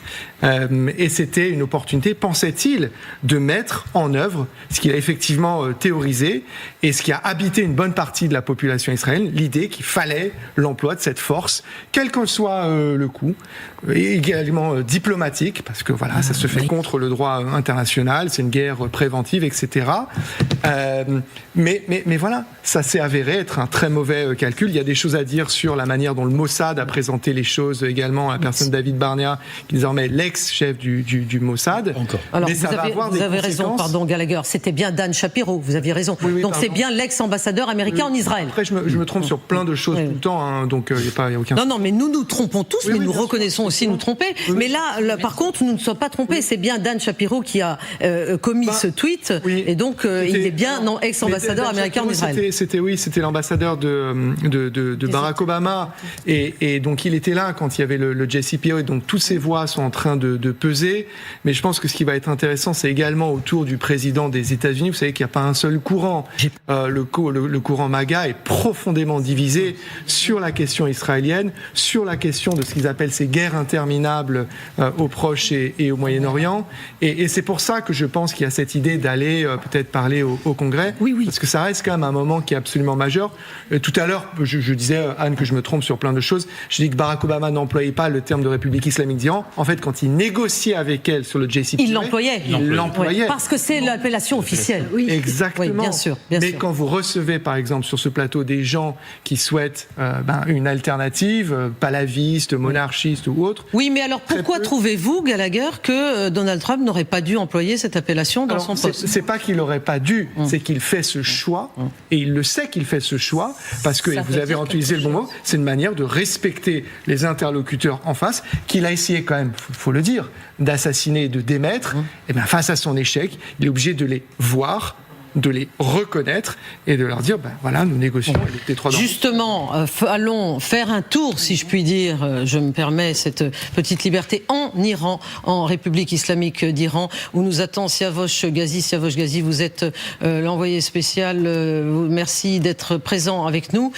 Comment, vous êtes correspondant de France 24 en Iran, bien évidemment, comment cette annonce de Donald Trump, ce tweet de Donald Trump, selon lequel un accord serait sur le point d'être signé, est perçu à Téhéran? Écoutez, les Iraniens l'avaient annoncé quelques heures plus tôt, puisque le porte-parole du groupe des négociateurs iraniens, qui est également porte-parole du ministère des Affaires étrangères, a affirmé que l'accord sera finalisé dans les 3 ou 4 prochains jours. Il reste des détails à régler.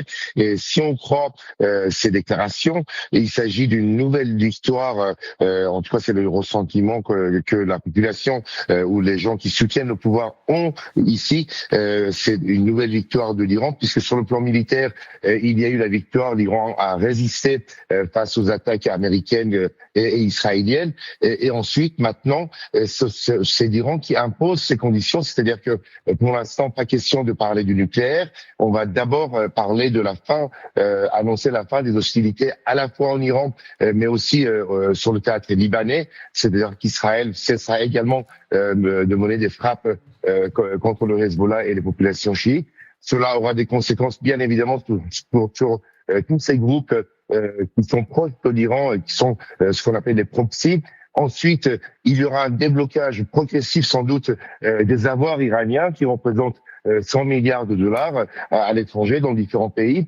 Et l'Iran maintiendra son contrôle sur le détroit d'Ormuz avec un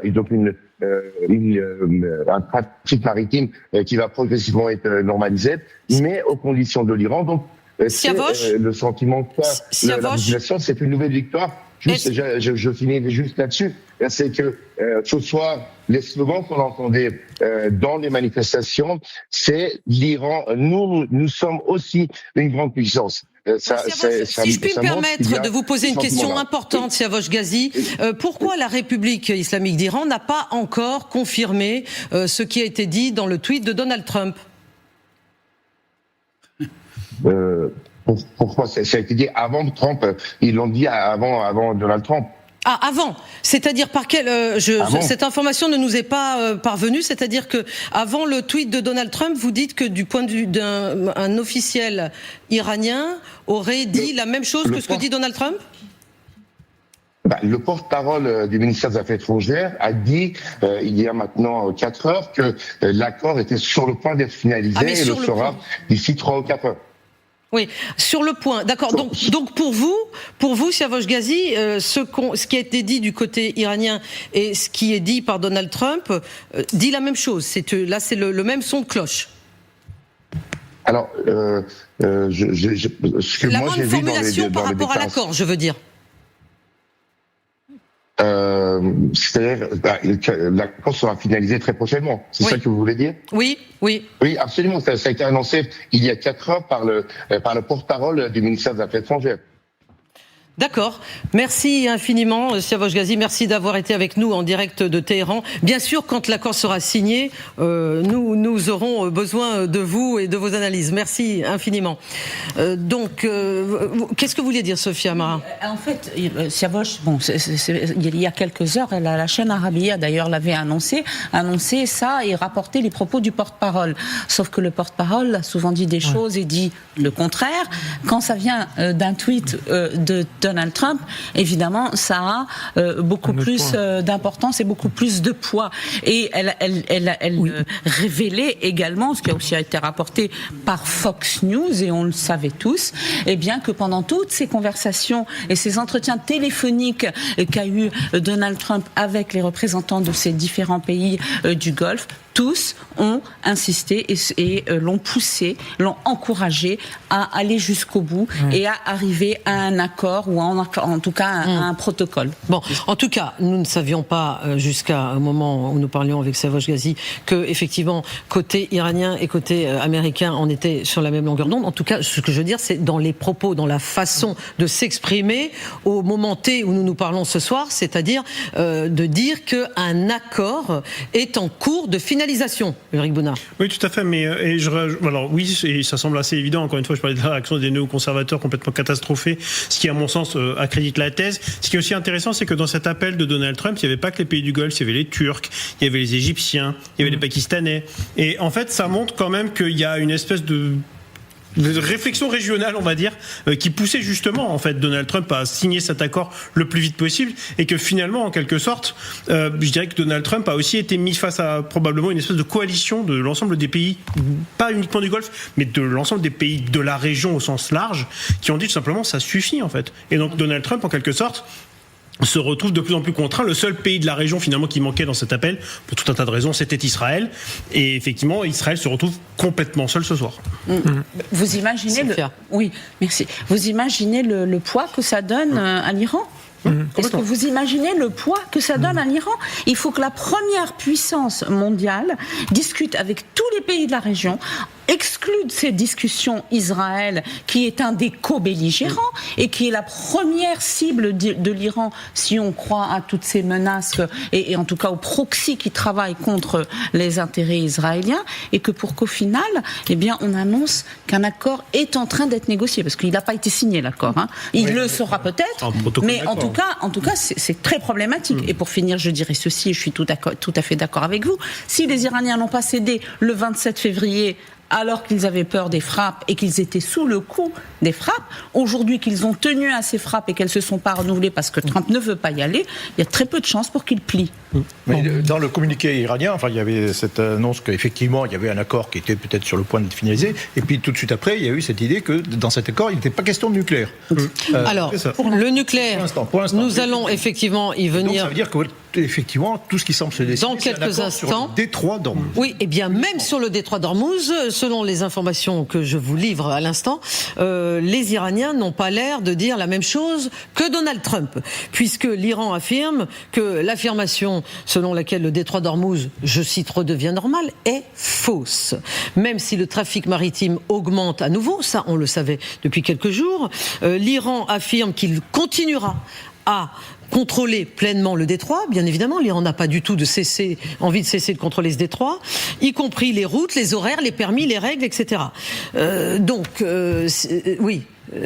Stéphane Goldin. On est sur une négociation d'un protocole d'accord. Et donc, pour l'instant, il n'y a pas d'accord. Donc, pour l'instant, on est en train de discuter, il n'y a rien.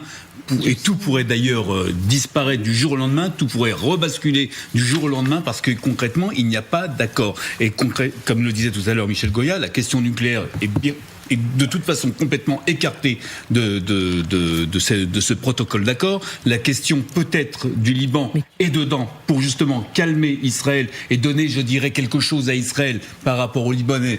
Et encore, rien n'est sûr dans cette affaire. Moi, ce que je peux vous dire, c'est que du côté israélien, il y a énormément de colère, de frustration. Actuellement, je suis en train de lire ce qui se passe là-bas, avec énormément de frustration de la part de qui ? Je dirais du peuple israélien. Que ce soit l'opposition à Netanyahou et Netanyahou lui-même. Il faut comprendre que depuis le mois de juin dernier et depuis le 28 février dernier, il y avait une sorte d'unité nationale pour ou contre Netanyahou sur cette guerre, avec cette volonté d'aller jusqu'au bout. Et donc là, on a l'impression qu'on est le dos au mur, seul, avec un partenaire, un allié qui nous lâche en rase campagne. Oui. Comme vous venez de le dire. Et donc, à un moment donné, la question, c'est comment on va sortir par le haut dans cette affaire. Quant aux questions, et tout à l'heure, Gallagher... Comment sortir par le haut ? J'aimerais bien que vous me répondiez. Gallagher parlait justement des services de renseignement qui avaient peut-être fauté. D'abord, Dadi Barnea est toujours en poste jusqu'au 20 juin. Il n'a pas encore quitté son poste. Et beaucoup de questions se posent d'ailleurs sur son successeur. Mais là n'est pas le débat. Oui, ça c'est un autre débat, mais effectivement... Là n'est pas le débat. Toujours est-il que si peut-être... et les États-Unis et Israël avaient suivi un peu plus à la lettre les recommandations des services de renseignement avant le 28 février, on n'en serait peut-être pas là aujourd'hui. Simplement, on a voulu tirer plus fort, on a voulu faire de la mousse, on s'est dit on va gagner, on va y aller. Les choses n'ont pas été concrètement dans le sens où ça avait été peut-être dicté. Aujourd'hui, on en est là. Comment Israël va s'en sortir ?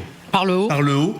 La question se pose, est-ce que Israël va continuer à bombarder l'Iran seul? Est-ce que c'est possible, ça ? Ils en ont ça la capacité, on l'a vu au mois de juin dernier, ils en ont la capacité. Pendant 4 jours, Israël a bombardé seul avant que les États-Unis se joignent. Mais on ne parle pas de capacité militaire, donc personne n'a de doute.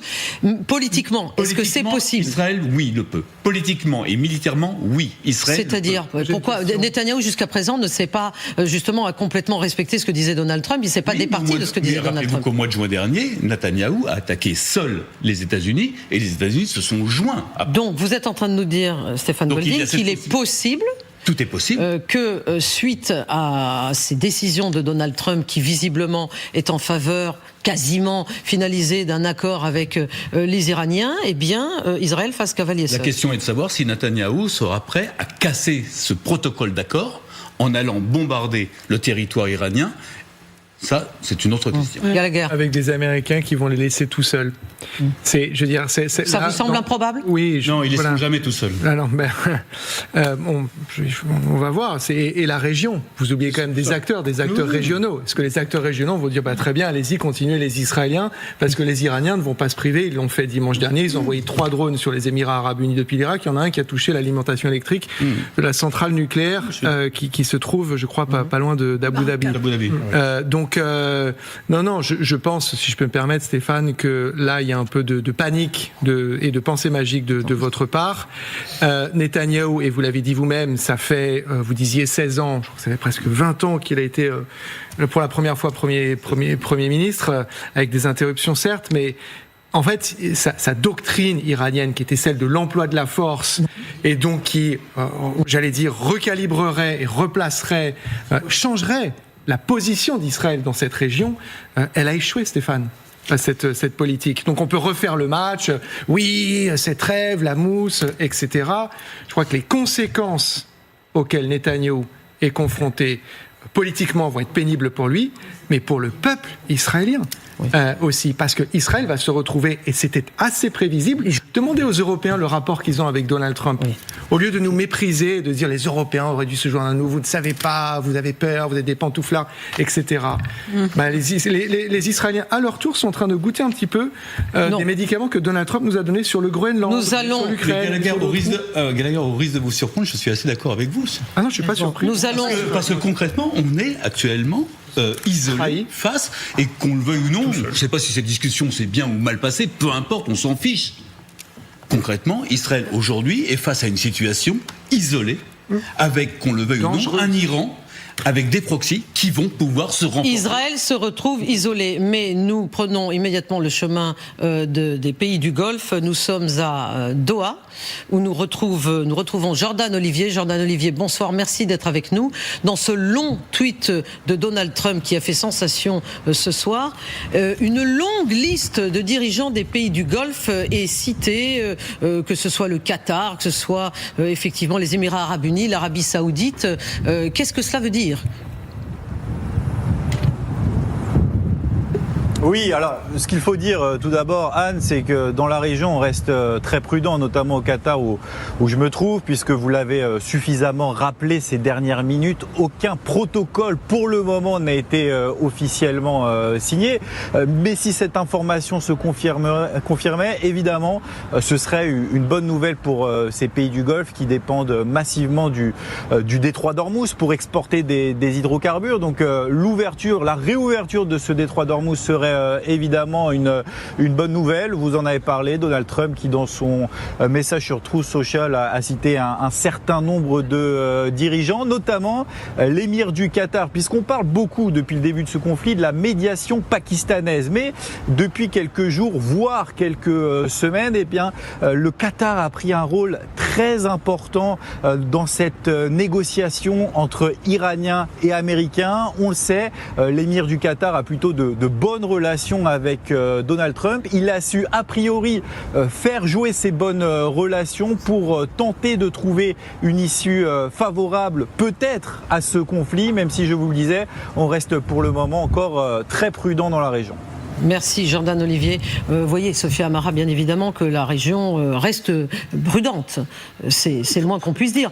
Mais il faut quand même rappeler à celles et ceux qui nous regardent que, à la surprise générale lors du début de cette guerre, effectivement, les États du Golfe ont été touchés, et fortement touchés, notamment les Émirats arabes unis. Alors que c'était une surprise, puisqu'on pensait que ça serait davantage Israël. Et qu'il y a eu immédiatement une espèce de division entre ces États du Golfe, entre ceux qui voulaient répliquer et ceux qui ne voulaient pas. Et que ça dure depuis le début de cette guerre, et que ça dure depuis cette trêve, puisque pendant la trêve, il y a eu aussi parmi les États du Golfe ceux qui veulent influencer Donald Trump pour obtenir de lui qu'il frappe à nouveau, et on ne pouvait y penser jusqu'à tout à l'heure, jusqu'à cette annonce, et ceux dans les pays du Golfe qui peut-être ont obtenu gain de cause ce soir parce qu'ils essayaient d'influencer Donald Trump pour qu'il ne frappe pas et qu'il aille vers l'accord.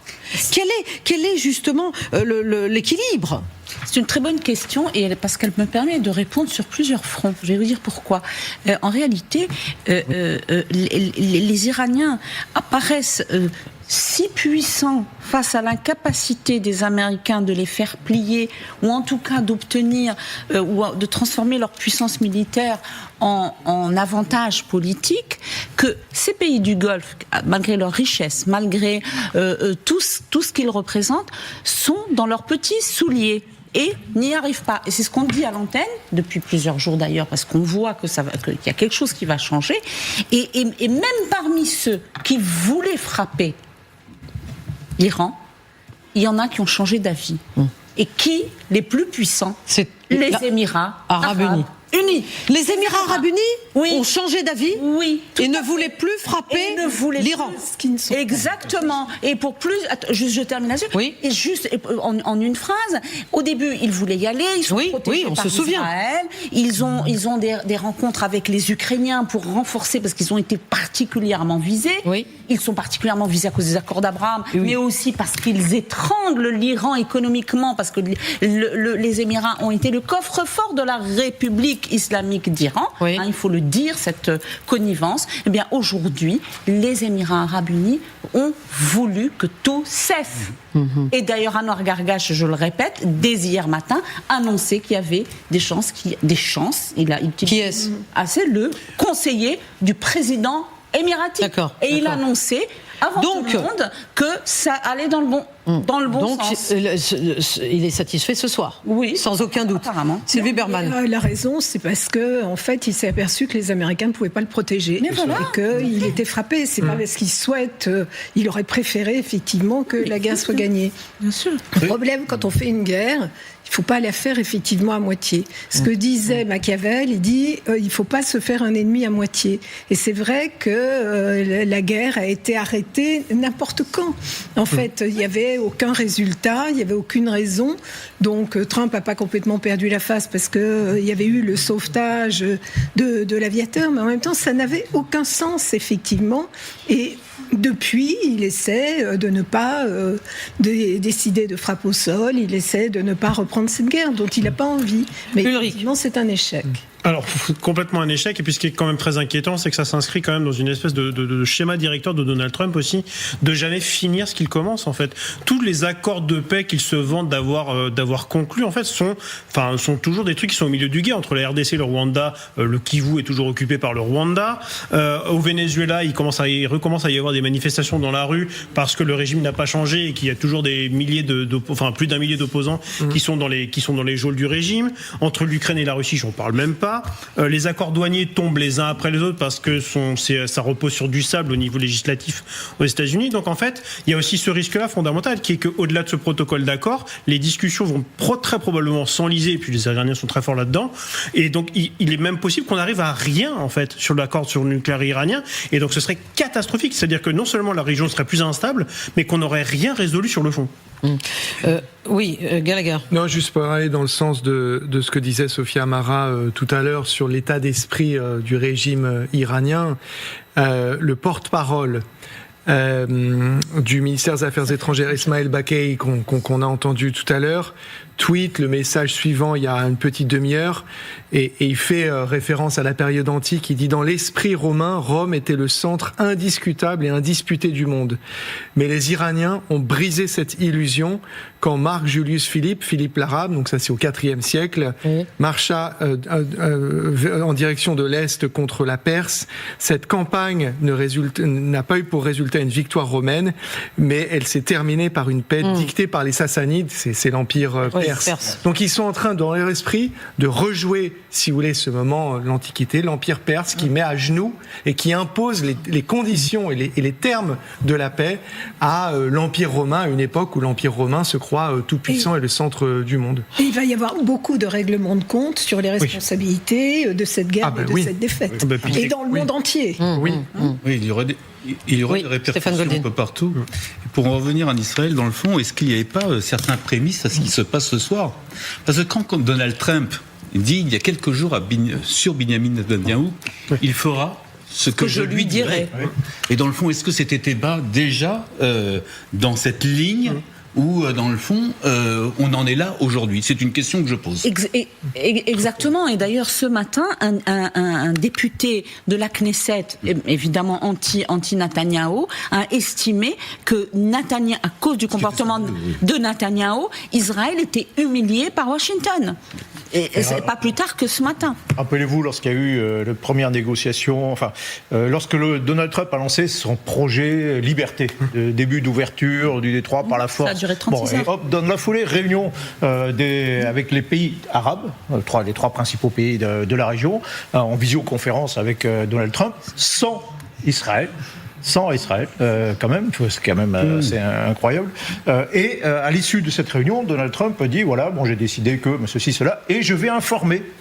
Je vais en informer Israël, évidemment. Et donc, voilà, c'est dire que c'est Israël, pour lui, ça ne compte même plus, quoi. Comme on disait tout à l'heure, il a lâché Israël, après avoir lâché les Afghans, après avoir lâché les Kurdes, après avoir lâché les Ukrainiens. Il a lâché Israël. Je doute nous sommes en direct avec Mathieu Derrien à Washington. Mathieu Derrien, vous êtes accompagné d'Armel Esposito. Mathieu, bonsoir. Je rappelle que l'information de ce soir, c'est ce long post de Donald Trump publié sur son réseau Truth Social, qui commence par une immense liste de personnalités, de dirigeants du monde arabe qu'il a appelés, puisque comme on le sait, il a passé beaucoup de temps au téléphone aujourd'hui pour dire qu'un accord avait été largement négocié entre les États-Unis d'Amérique et la République islamique d'Iran, mais finalement que rien n'a été complètement finalisé. C'est bien cela, Mathieu. C'est ça, et d'ailleurs le président Donald Trump, on le remarque, n'a pas le ton triomphal qu'il peut adopter d'habitude quand il a un succès à revendiquer. Là, il a choisi un ton particulièrement tempéré pour annoncer qu'un accord était proche d'être finalisé avec l'Iran. Et d'ailleurs, dans son propre parti, eh bien, il y a quelques voix qui se sont élevées aujourd'hui pour annoncer que l'accord qui se profilait n'était pas satisfaisant. Vous l'avez dit, il y a eu le sénateur Lindsey Graham notamment qui faisait partie de ceux qui considéraient qu'il fallait aller, je cite, terminer le travail en Iran. Mais voilà, Donald Trump, lui, il faisait face à une opinion américaine qui était très majoritairement opposée à cette guerre et qui l'était de plus en plus. Et d'ailleurs, on est allé dans la rue parler à quelques Américains et les réactions à cette annonce d'un accord tout proche pour mettre fin à cette guerre, eh bien, elles sont très positives. On a eu des Américains qui nous ont dit que cette guerre n'aurait jamais dû arriver en premier lieu, qu'elle n'avait aucun sens. On a eu tout de même un avertissement de la part d'un autre Américain qui nous a dit que tant que rien n'était signé, il ne fallait pas faire forcément confiance à Donald Trump. Merci beaucoup Mathieu Derrien. Vous étiez en direct de Washington avec Armel Esposito et nous prenons maintenant la direction de Téhéran. Non, pas tout de suite, effectivement. Nous allons dans quelques instants être avec Téhéran. Vous vouliez ajouter quelque chose, Stéphane Goldin ? Oui, simplement qu'il y a des nouveaux signes de divergence entre Israël et Washington que j'apprends évidemment, puisque toute la question se concentre pour Israël sur la question du nucléaire et de... Alors nucléaire, voilà. Justement, parlons-en, mais c'est-à-dire que le nucléaire, rien n'a été obtenu et Donald Trump ne mentionne pas le nucléaire dans son tweet. C'est même pas dit, donc énormément évidemment de frustration, de colère, et donc il y a énormément de divergences croissantes à ce que j'ai bien compris qui est en train de se passer d'ailleurs lors de la réunion du cabinet qui est en train de se passer. Oui. Est-ce que Michel Goya, est-ce que militairement parlant, Tsahal aujourd'hui peut prendre les devants et continuer, terminer le travail qui a été mis en pause par les États-Unis. Alors, militairement parlant, oui, bien sûr. Oui, techniquement, oui, bien sûr. Ils peuvent, comme ça a été expliqué, en juin 2025, ils ont lancé leur propre campagne de frappe, leurs propres actions au sol. Mais à l'époque, ce n'était pas une action qui serait allée frontalement contre les États-Unis. Ils ont placé peut-être les États-Unis un peu devant le fait accompli. Là, ça veut dire... nucléaire. Voilà, ça c'est mis en tête. Je m'oppose directement aux décisions de Donald Trump. Et ça, c'est évidemment beaucoup plus compliqué. Donc militairement, oui, c'est possible. Politiquement, difficile quand même. Oui. Gallagher ? Non, même s'il y a effectivement quelque chose de signé, d'ailleurs, ce serait intéressant de voir comment c'est fait, parce qu'on parle d'un protocole Trump, d'accord. Il a commencé à se mouiller, si je puis dire. Il va falloir qu'il y ait de la suite, là. C'est pas possible autrement. Temps, si vous voulez, moi, ce que je lis et ce que j'entends là, c'est qu'il est en train de dire à tout le monde, et ça c'est fait pour être disséminé, attention, je n'ai pas renoncé à l'emploi de la force. Ah bien sûr, voilà, je me demandais à quelle heure ça allait revenir. Dès à présent.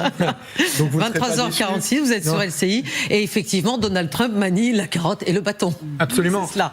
Mais je pense que Benjamin Netanyahou, là, il est d'ores et déjà en train d'activer les leviers pour essayer de faire en sorte que tout cela capote et afin de repartir à l'assaut de l'Iran. Donc le moment est véritablement cristallin. Volatile. Ce qui est très intéressant, on est passé un peu rapidement là-dessus, deux choses. La première, c'est qu'on sent bien que Donald Trump veut que l'ancrage régional protège également ce moment. C'est pour ça qu'il prend la peine de nommer tous ces acteurs, et Loïc Bonas le disait, en élargissant et en régionalisant le plus possible. Et c'était d'ailleurs l'une des faiblesses du JCPOA, c'était qu'il n'était pas tant apprécié que cela dans la région, et pas qu'à Tel Aviv. Il y a quand même des nations golfiques qui n'étaient pas fans de cet accord. Donc voilà. Maintenant, tout va se jouer, j'allais dire, dans les prochaines 48 heures. C'est-à-dire que est-ce que cette annonce va véritablement se matérialiser ? Est-ce qu'il y a une conversion de ces mots en actes concrets qui voit l'ouverture d'un véritable cycle de négociation ? Puisque là, on a négocié pour dire on est d'accord pour négocier quelque part. Et même ça, on voit à quel point c'est délicat et sensible. Nous retournons immédiatement à Téhéran. Siavosh Ghazi, vous êtes avec nous. Merci d'être de nouveau avec nous. Vous êtes correspondant de France 24. Une première réaction officielle vient d'avoir lieu en Iran. C'est celle, je crois, dites-moi si je me trompe, Siavosh, du porte-parole du ministre des Affaires étrangères. Oui, qui aurait également le porte-parole de la délégation iranienne aux négociations avec les Américains. Alors, il fait un rappel historique. Donc, il dit donc l'empereur romain Philippe l'Arabe, qui a régné sur l'empire de Rome entre 2044 et 2049, après avoir lancé une bataille contre l'empire perse de l'époque, l'empire sassanide, a dû accepter les conditions de l'Empire perse pour faire la paix entre les deux empires. Et aujourd'hui, on assiste à la même chose, c'est-à-dire que les États-Unis ont accepté les conditions de l'Iran pour faire la paix. Et donc un rappel historique, une comparaison historique avec ce qui s'est passé entre l'Empire romain et l'Empire sassanide entre 2044 et 2049, donc après Jésus-Christ. Oui, merci beaucoup Siavosh pour ces précisions. Effectivement, vous l'aviez évoqué, Gallagher Fenwick. Pourquoi cette comparaison maintenant à l'Empire romain de la part des Iraniens? C'est une manière, si vous voulez, d'illustrer l'état d'esprit de ce régime qui a le sentiment d'avoir défait l'un des plus grands empires de l'histoire de l'humanité, l'Empire romain. Donc à l'époque des Sassanides, où encore une fois, c'est Julius Marcus, donc on est au IVe siècle, Philippe l'Arabe, qui prend la direction, qui mène une campagne militaire en direction de l'Est, en se disant qu'il va aller conquérir la Perse. Et au final, ça ne se passe pas comme prévu. Donc parallèle fait avec les Américains, qui serait la nouvelle Rome, et au final ce sont les Sassanides qui dictent les conditions de mais de facto c'est ce que vous étiez en train de nous dire sur ce plateau. Mais donc c'est aussi, si vous voulez, on a deux formes d'hubris qui sont l'un face à l'autre, et les Iraniens maintenant, attention, eux, est-ce qu'ils vont surjouer cette carte? Sophia Amara l'a très bien expliqué tout à l'heure, et Lindsey Graham, pour le coup, et vous n'entendrez pas souvent dire ça, il a raison. Mais il a raison beaucoup trop tard. Il aurait peut-être dû réfléchir avant d'encourager cette guerre, parce que maintenant, effectivement, ce sentiment de victoire va enhardir ce régime qui ressort beaucoup plus dur et qui, dans son esprit, certes, a subi des défaites tactiques, avec une dégradation de son infrastructure politique, cléricale et militaire, mais se dit, c'était le prix d'une victoire stratégique, donc plus large que ce qui a pu être abîmé. Et alors justement, pour rajouter la perche est magnifique, donc Donald Trump a dit que le détroit d'Ormuz allait rouvrir, dans cette idée d'un peu du bris iranien, de dire qu'il maîtrise les choses. L'agence Fars, donc l'agence officielle iranienne, annonce il y a quelques minutes que le détroit d'Ormuz va rouvrir, mais en gros en co-gestion entre les Omanais et les Iraniens. Ce qui ici, et si c'est vraiment le cas, ce serait catastrophique pour la région. En fait. Et contraire au droit international. Ce qui est intéressant sur cette histoire il y a une volonté aussi de réunifier le peuple iranien, parce qu'il y a une véritable dichotomie entre les gardiens de la révolution et les vrais Perses en Iran. Et c'est vrai que ceux qui manifestent se considèrent comme Perses et parlent le perse, quand ils disent dans la rue on entend arabe. Et donc on sait qu'il y a une véritable cassure entre le peuple iranien, et là il y a une volonté de réunifier autour de l'entité perse. Absolument. Oui, il ne fait pas de référence à la République islamique, il ne fait pas de référence. Tout à fait. Il n'y a pas de référence à la République. À la Perse, il fait référence à l'Iran, multimillénaire, alors que souvent aux États-Unis, d'ailleurs, on se compare souvent à Rome, les pères fondateurs des États-Unis se comparent aux Romains. Et c'est une manière de répondre à cet obscène et odieux tweet de Donald Trump où il met l'Iran avec un repeint aux couleurs du drapeau couleur américaine. Donc voilà, c'est du berger à la bergère. C'est une insulte au peuple iranien. Non, alors il y a le tweet le porte-parole du ministère des Affaires étrangères iranien qui a ajouté cette photo. Sophia Amara, Michel Goya, si vous voulez la commenter. Non, mais on est sur le même registre, c'est-à-dire qu'on fait appel à l'histoire. Pour clamer victoire. Oui, alors pour clamer victoire, on fait un parallèle historique avec une grande victoire contre l'Empire romain, mais ce qu'on dit, c'est pas, on fait pas appel au régime, on fait pas appel à l'idéologie islamiste du régime, on fait appel à l'histoire, et voilà, ce sont les Iraniens. C'est pas les gardiens de la révolution, ce sont les Iraniens qui ont défié, résisté à l'empire. C'est parfois le surnom qu'on donne aux États-Unis à l'empire.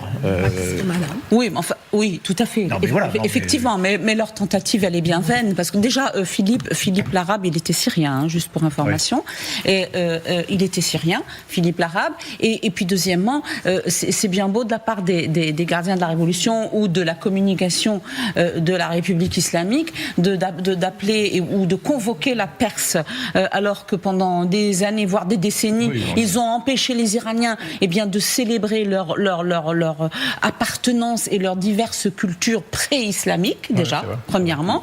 Et puis, deuxièmement, j'ajouterai à cela que les Perses ne sont pas un cas à part, même si aujourd'hui et ce soir on peut avoir une pensée très très très profonde pour les Iraniens, pour qui ça doit être une très mauvaise nouvelle.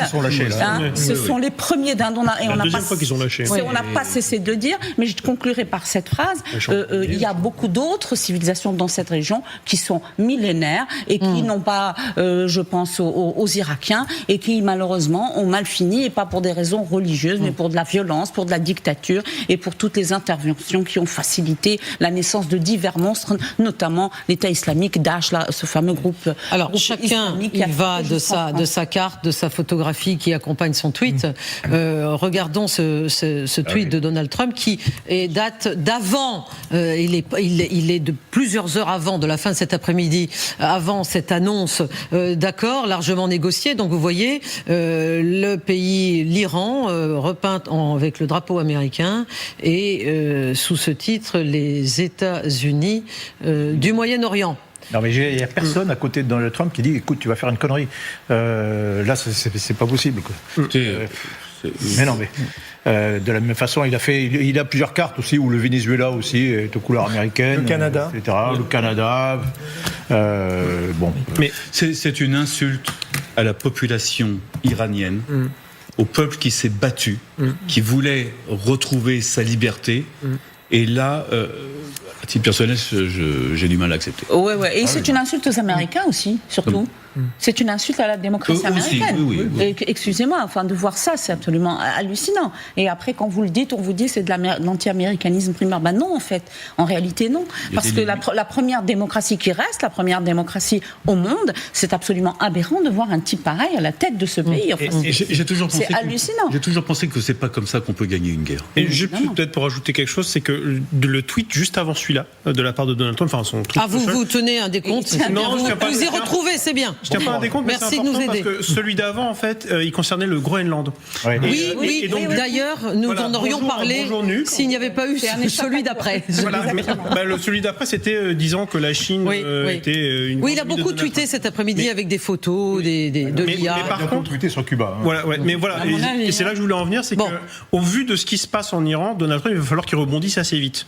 Et effectivement, Cuba et le Groenland, je serais très inquiet pour ces deux États, en fait. Enfin, pour le moment, essayons de comprendre déjà ce qui se passe en ce moment même, et nous retournons à Doha où nous sommes en ligne avec Jordan Olivier. Jordan Olivier, bonsoir, merci d'être avec nous. Jordan, aidez-nous à comprendre, puisque dans ce long tweet de Donald Trump selon lequel un accord serait largement négocié entre les États-Unis d'Amérique et la République islamique d'Iran, il cite également la liste de tous les dirigeants des pays arabes, des pays du Golfe qui sont en face de l'Iran, et on aimerait savoir si ces pays ont la proportion d'entre eux entre ceux qui étaient en faveur de la reprise des frappes et ceux qui, en revanche, essayaient d'influencer Donald Trump pour que ces frappes ne reprennent pas. Qu'est-ce qui s'est passé ? Quel est l'équilibre ? Eh bien, cet équilibre, il est quand même assez difficile à trouver. Ce qu'on peut vous dire, en tout cas, c'est qu'ici, au Qatar, où je me trouve, on avait une farouche volonté de pousser la diplomatie pour que ce conflit trouve une issue favorable par la discussion et sûrement pas par de nouvelles frappes américaines.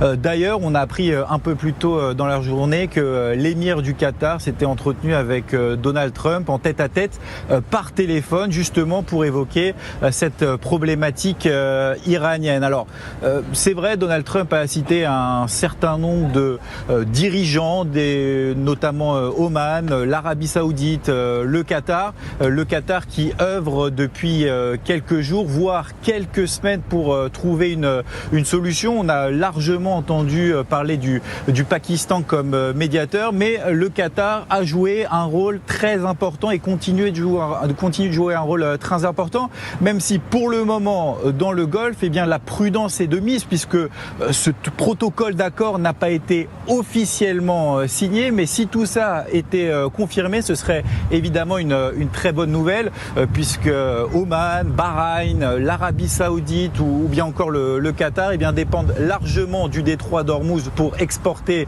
leurs hydrocarbures et forcément la réouverture du détroit d'Ormuz serait une bonne nouvelle. On ne voulait surtout pas, en tout cas pour la majorité de ces pays, eh bien que les frappes américaines reprennent. Donc les discussions entre Iraniens et Américains via le Pakistan, via le Qatar, c'est forcément une bonne nouvelle, même si évidemment on reste pour le moment extrêmement prudent. Sophia Amara, on reste prudent, mais vous dites que celui qui a changé d'avis, qui est l'État du Golfe qui avait été le plus frappé par les Iraniens depuis le début de la guerre, ce sont les Émirats arabes unis. Oui, tout à fait. Les Émirats qui avaient été particulièrement visés, parfois, ou certains, peut-être même plus qu'Israël, à cause déjà du fait que les Iraniens ont considéré qu'ils étaient entrés dans la guerre, pour ainsi dire, qu'ils avaient participé au conflit à côté des belligérants, à cause des accords d'Abraham, mais c'est secondaire, mais à cause de sa décision d'étrangler financièrement la République islamique d'Iran, eh bien qu'elle s'est rétractée, pour ainsi dire.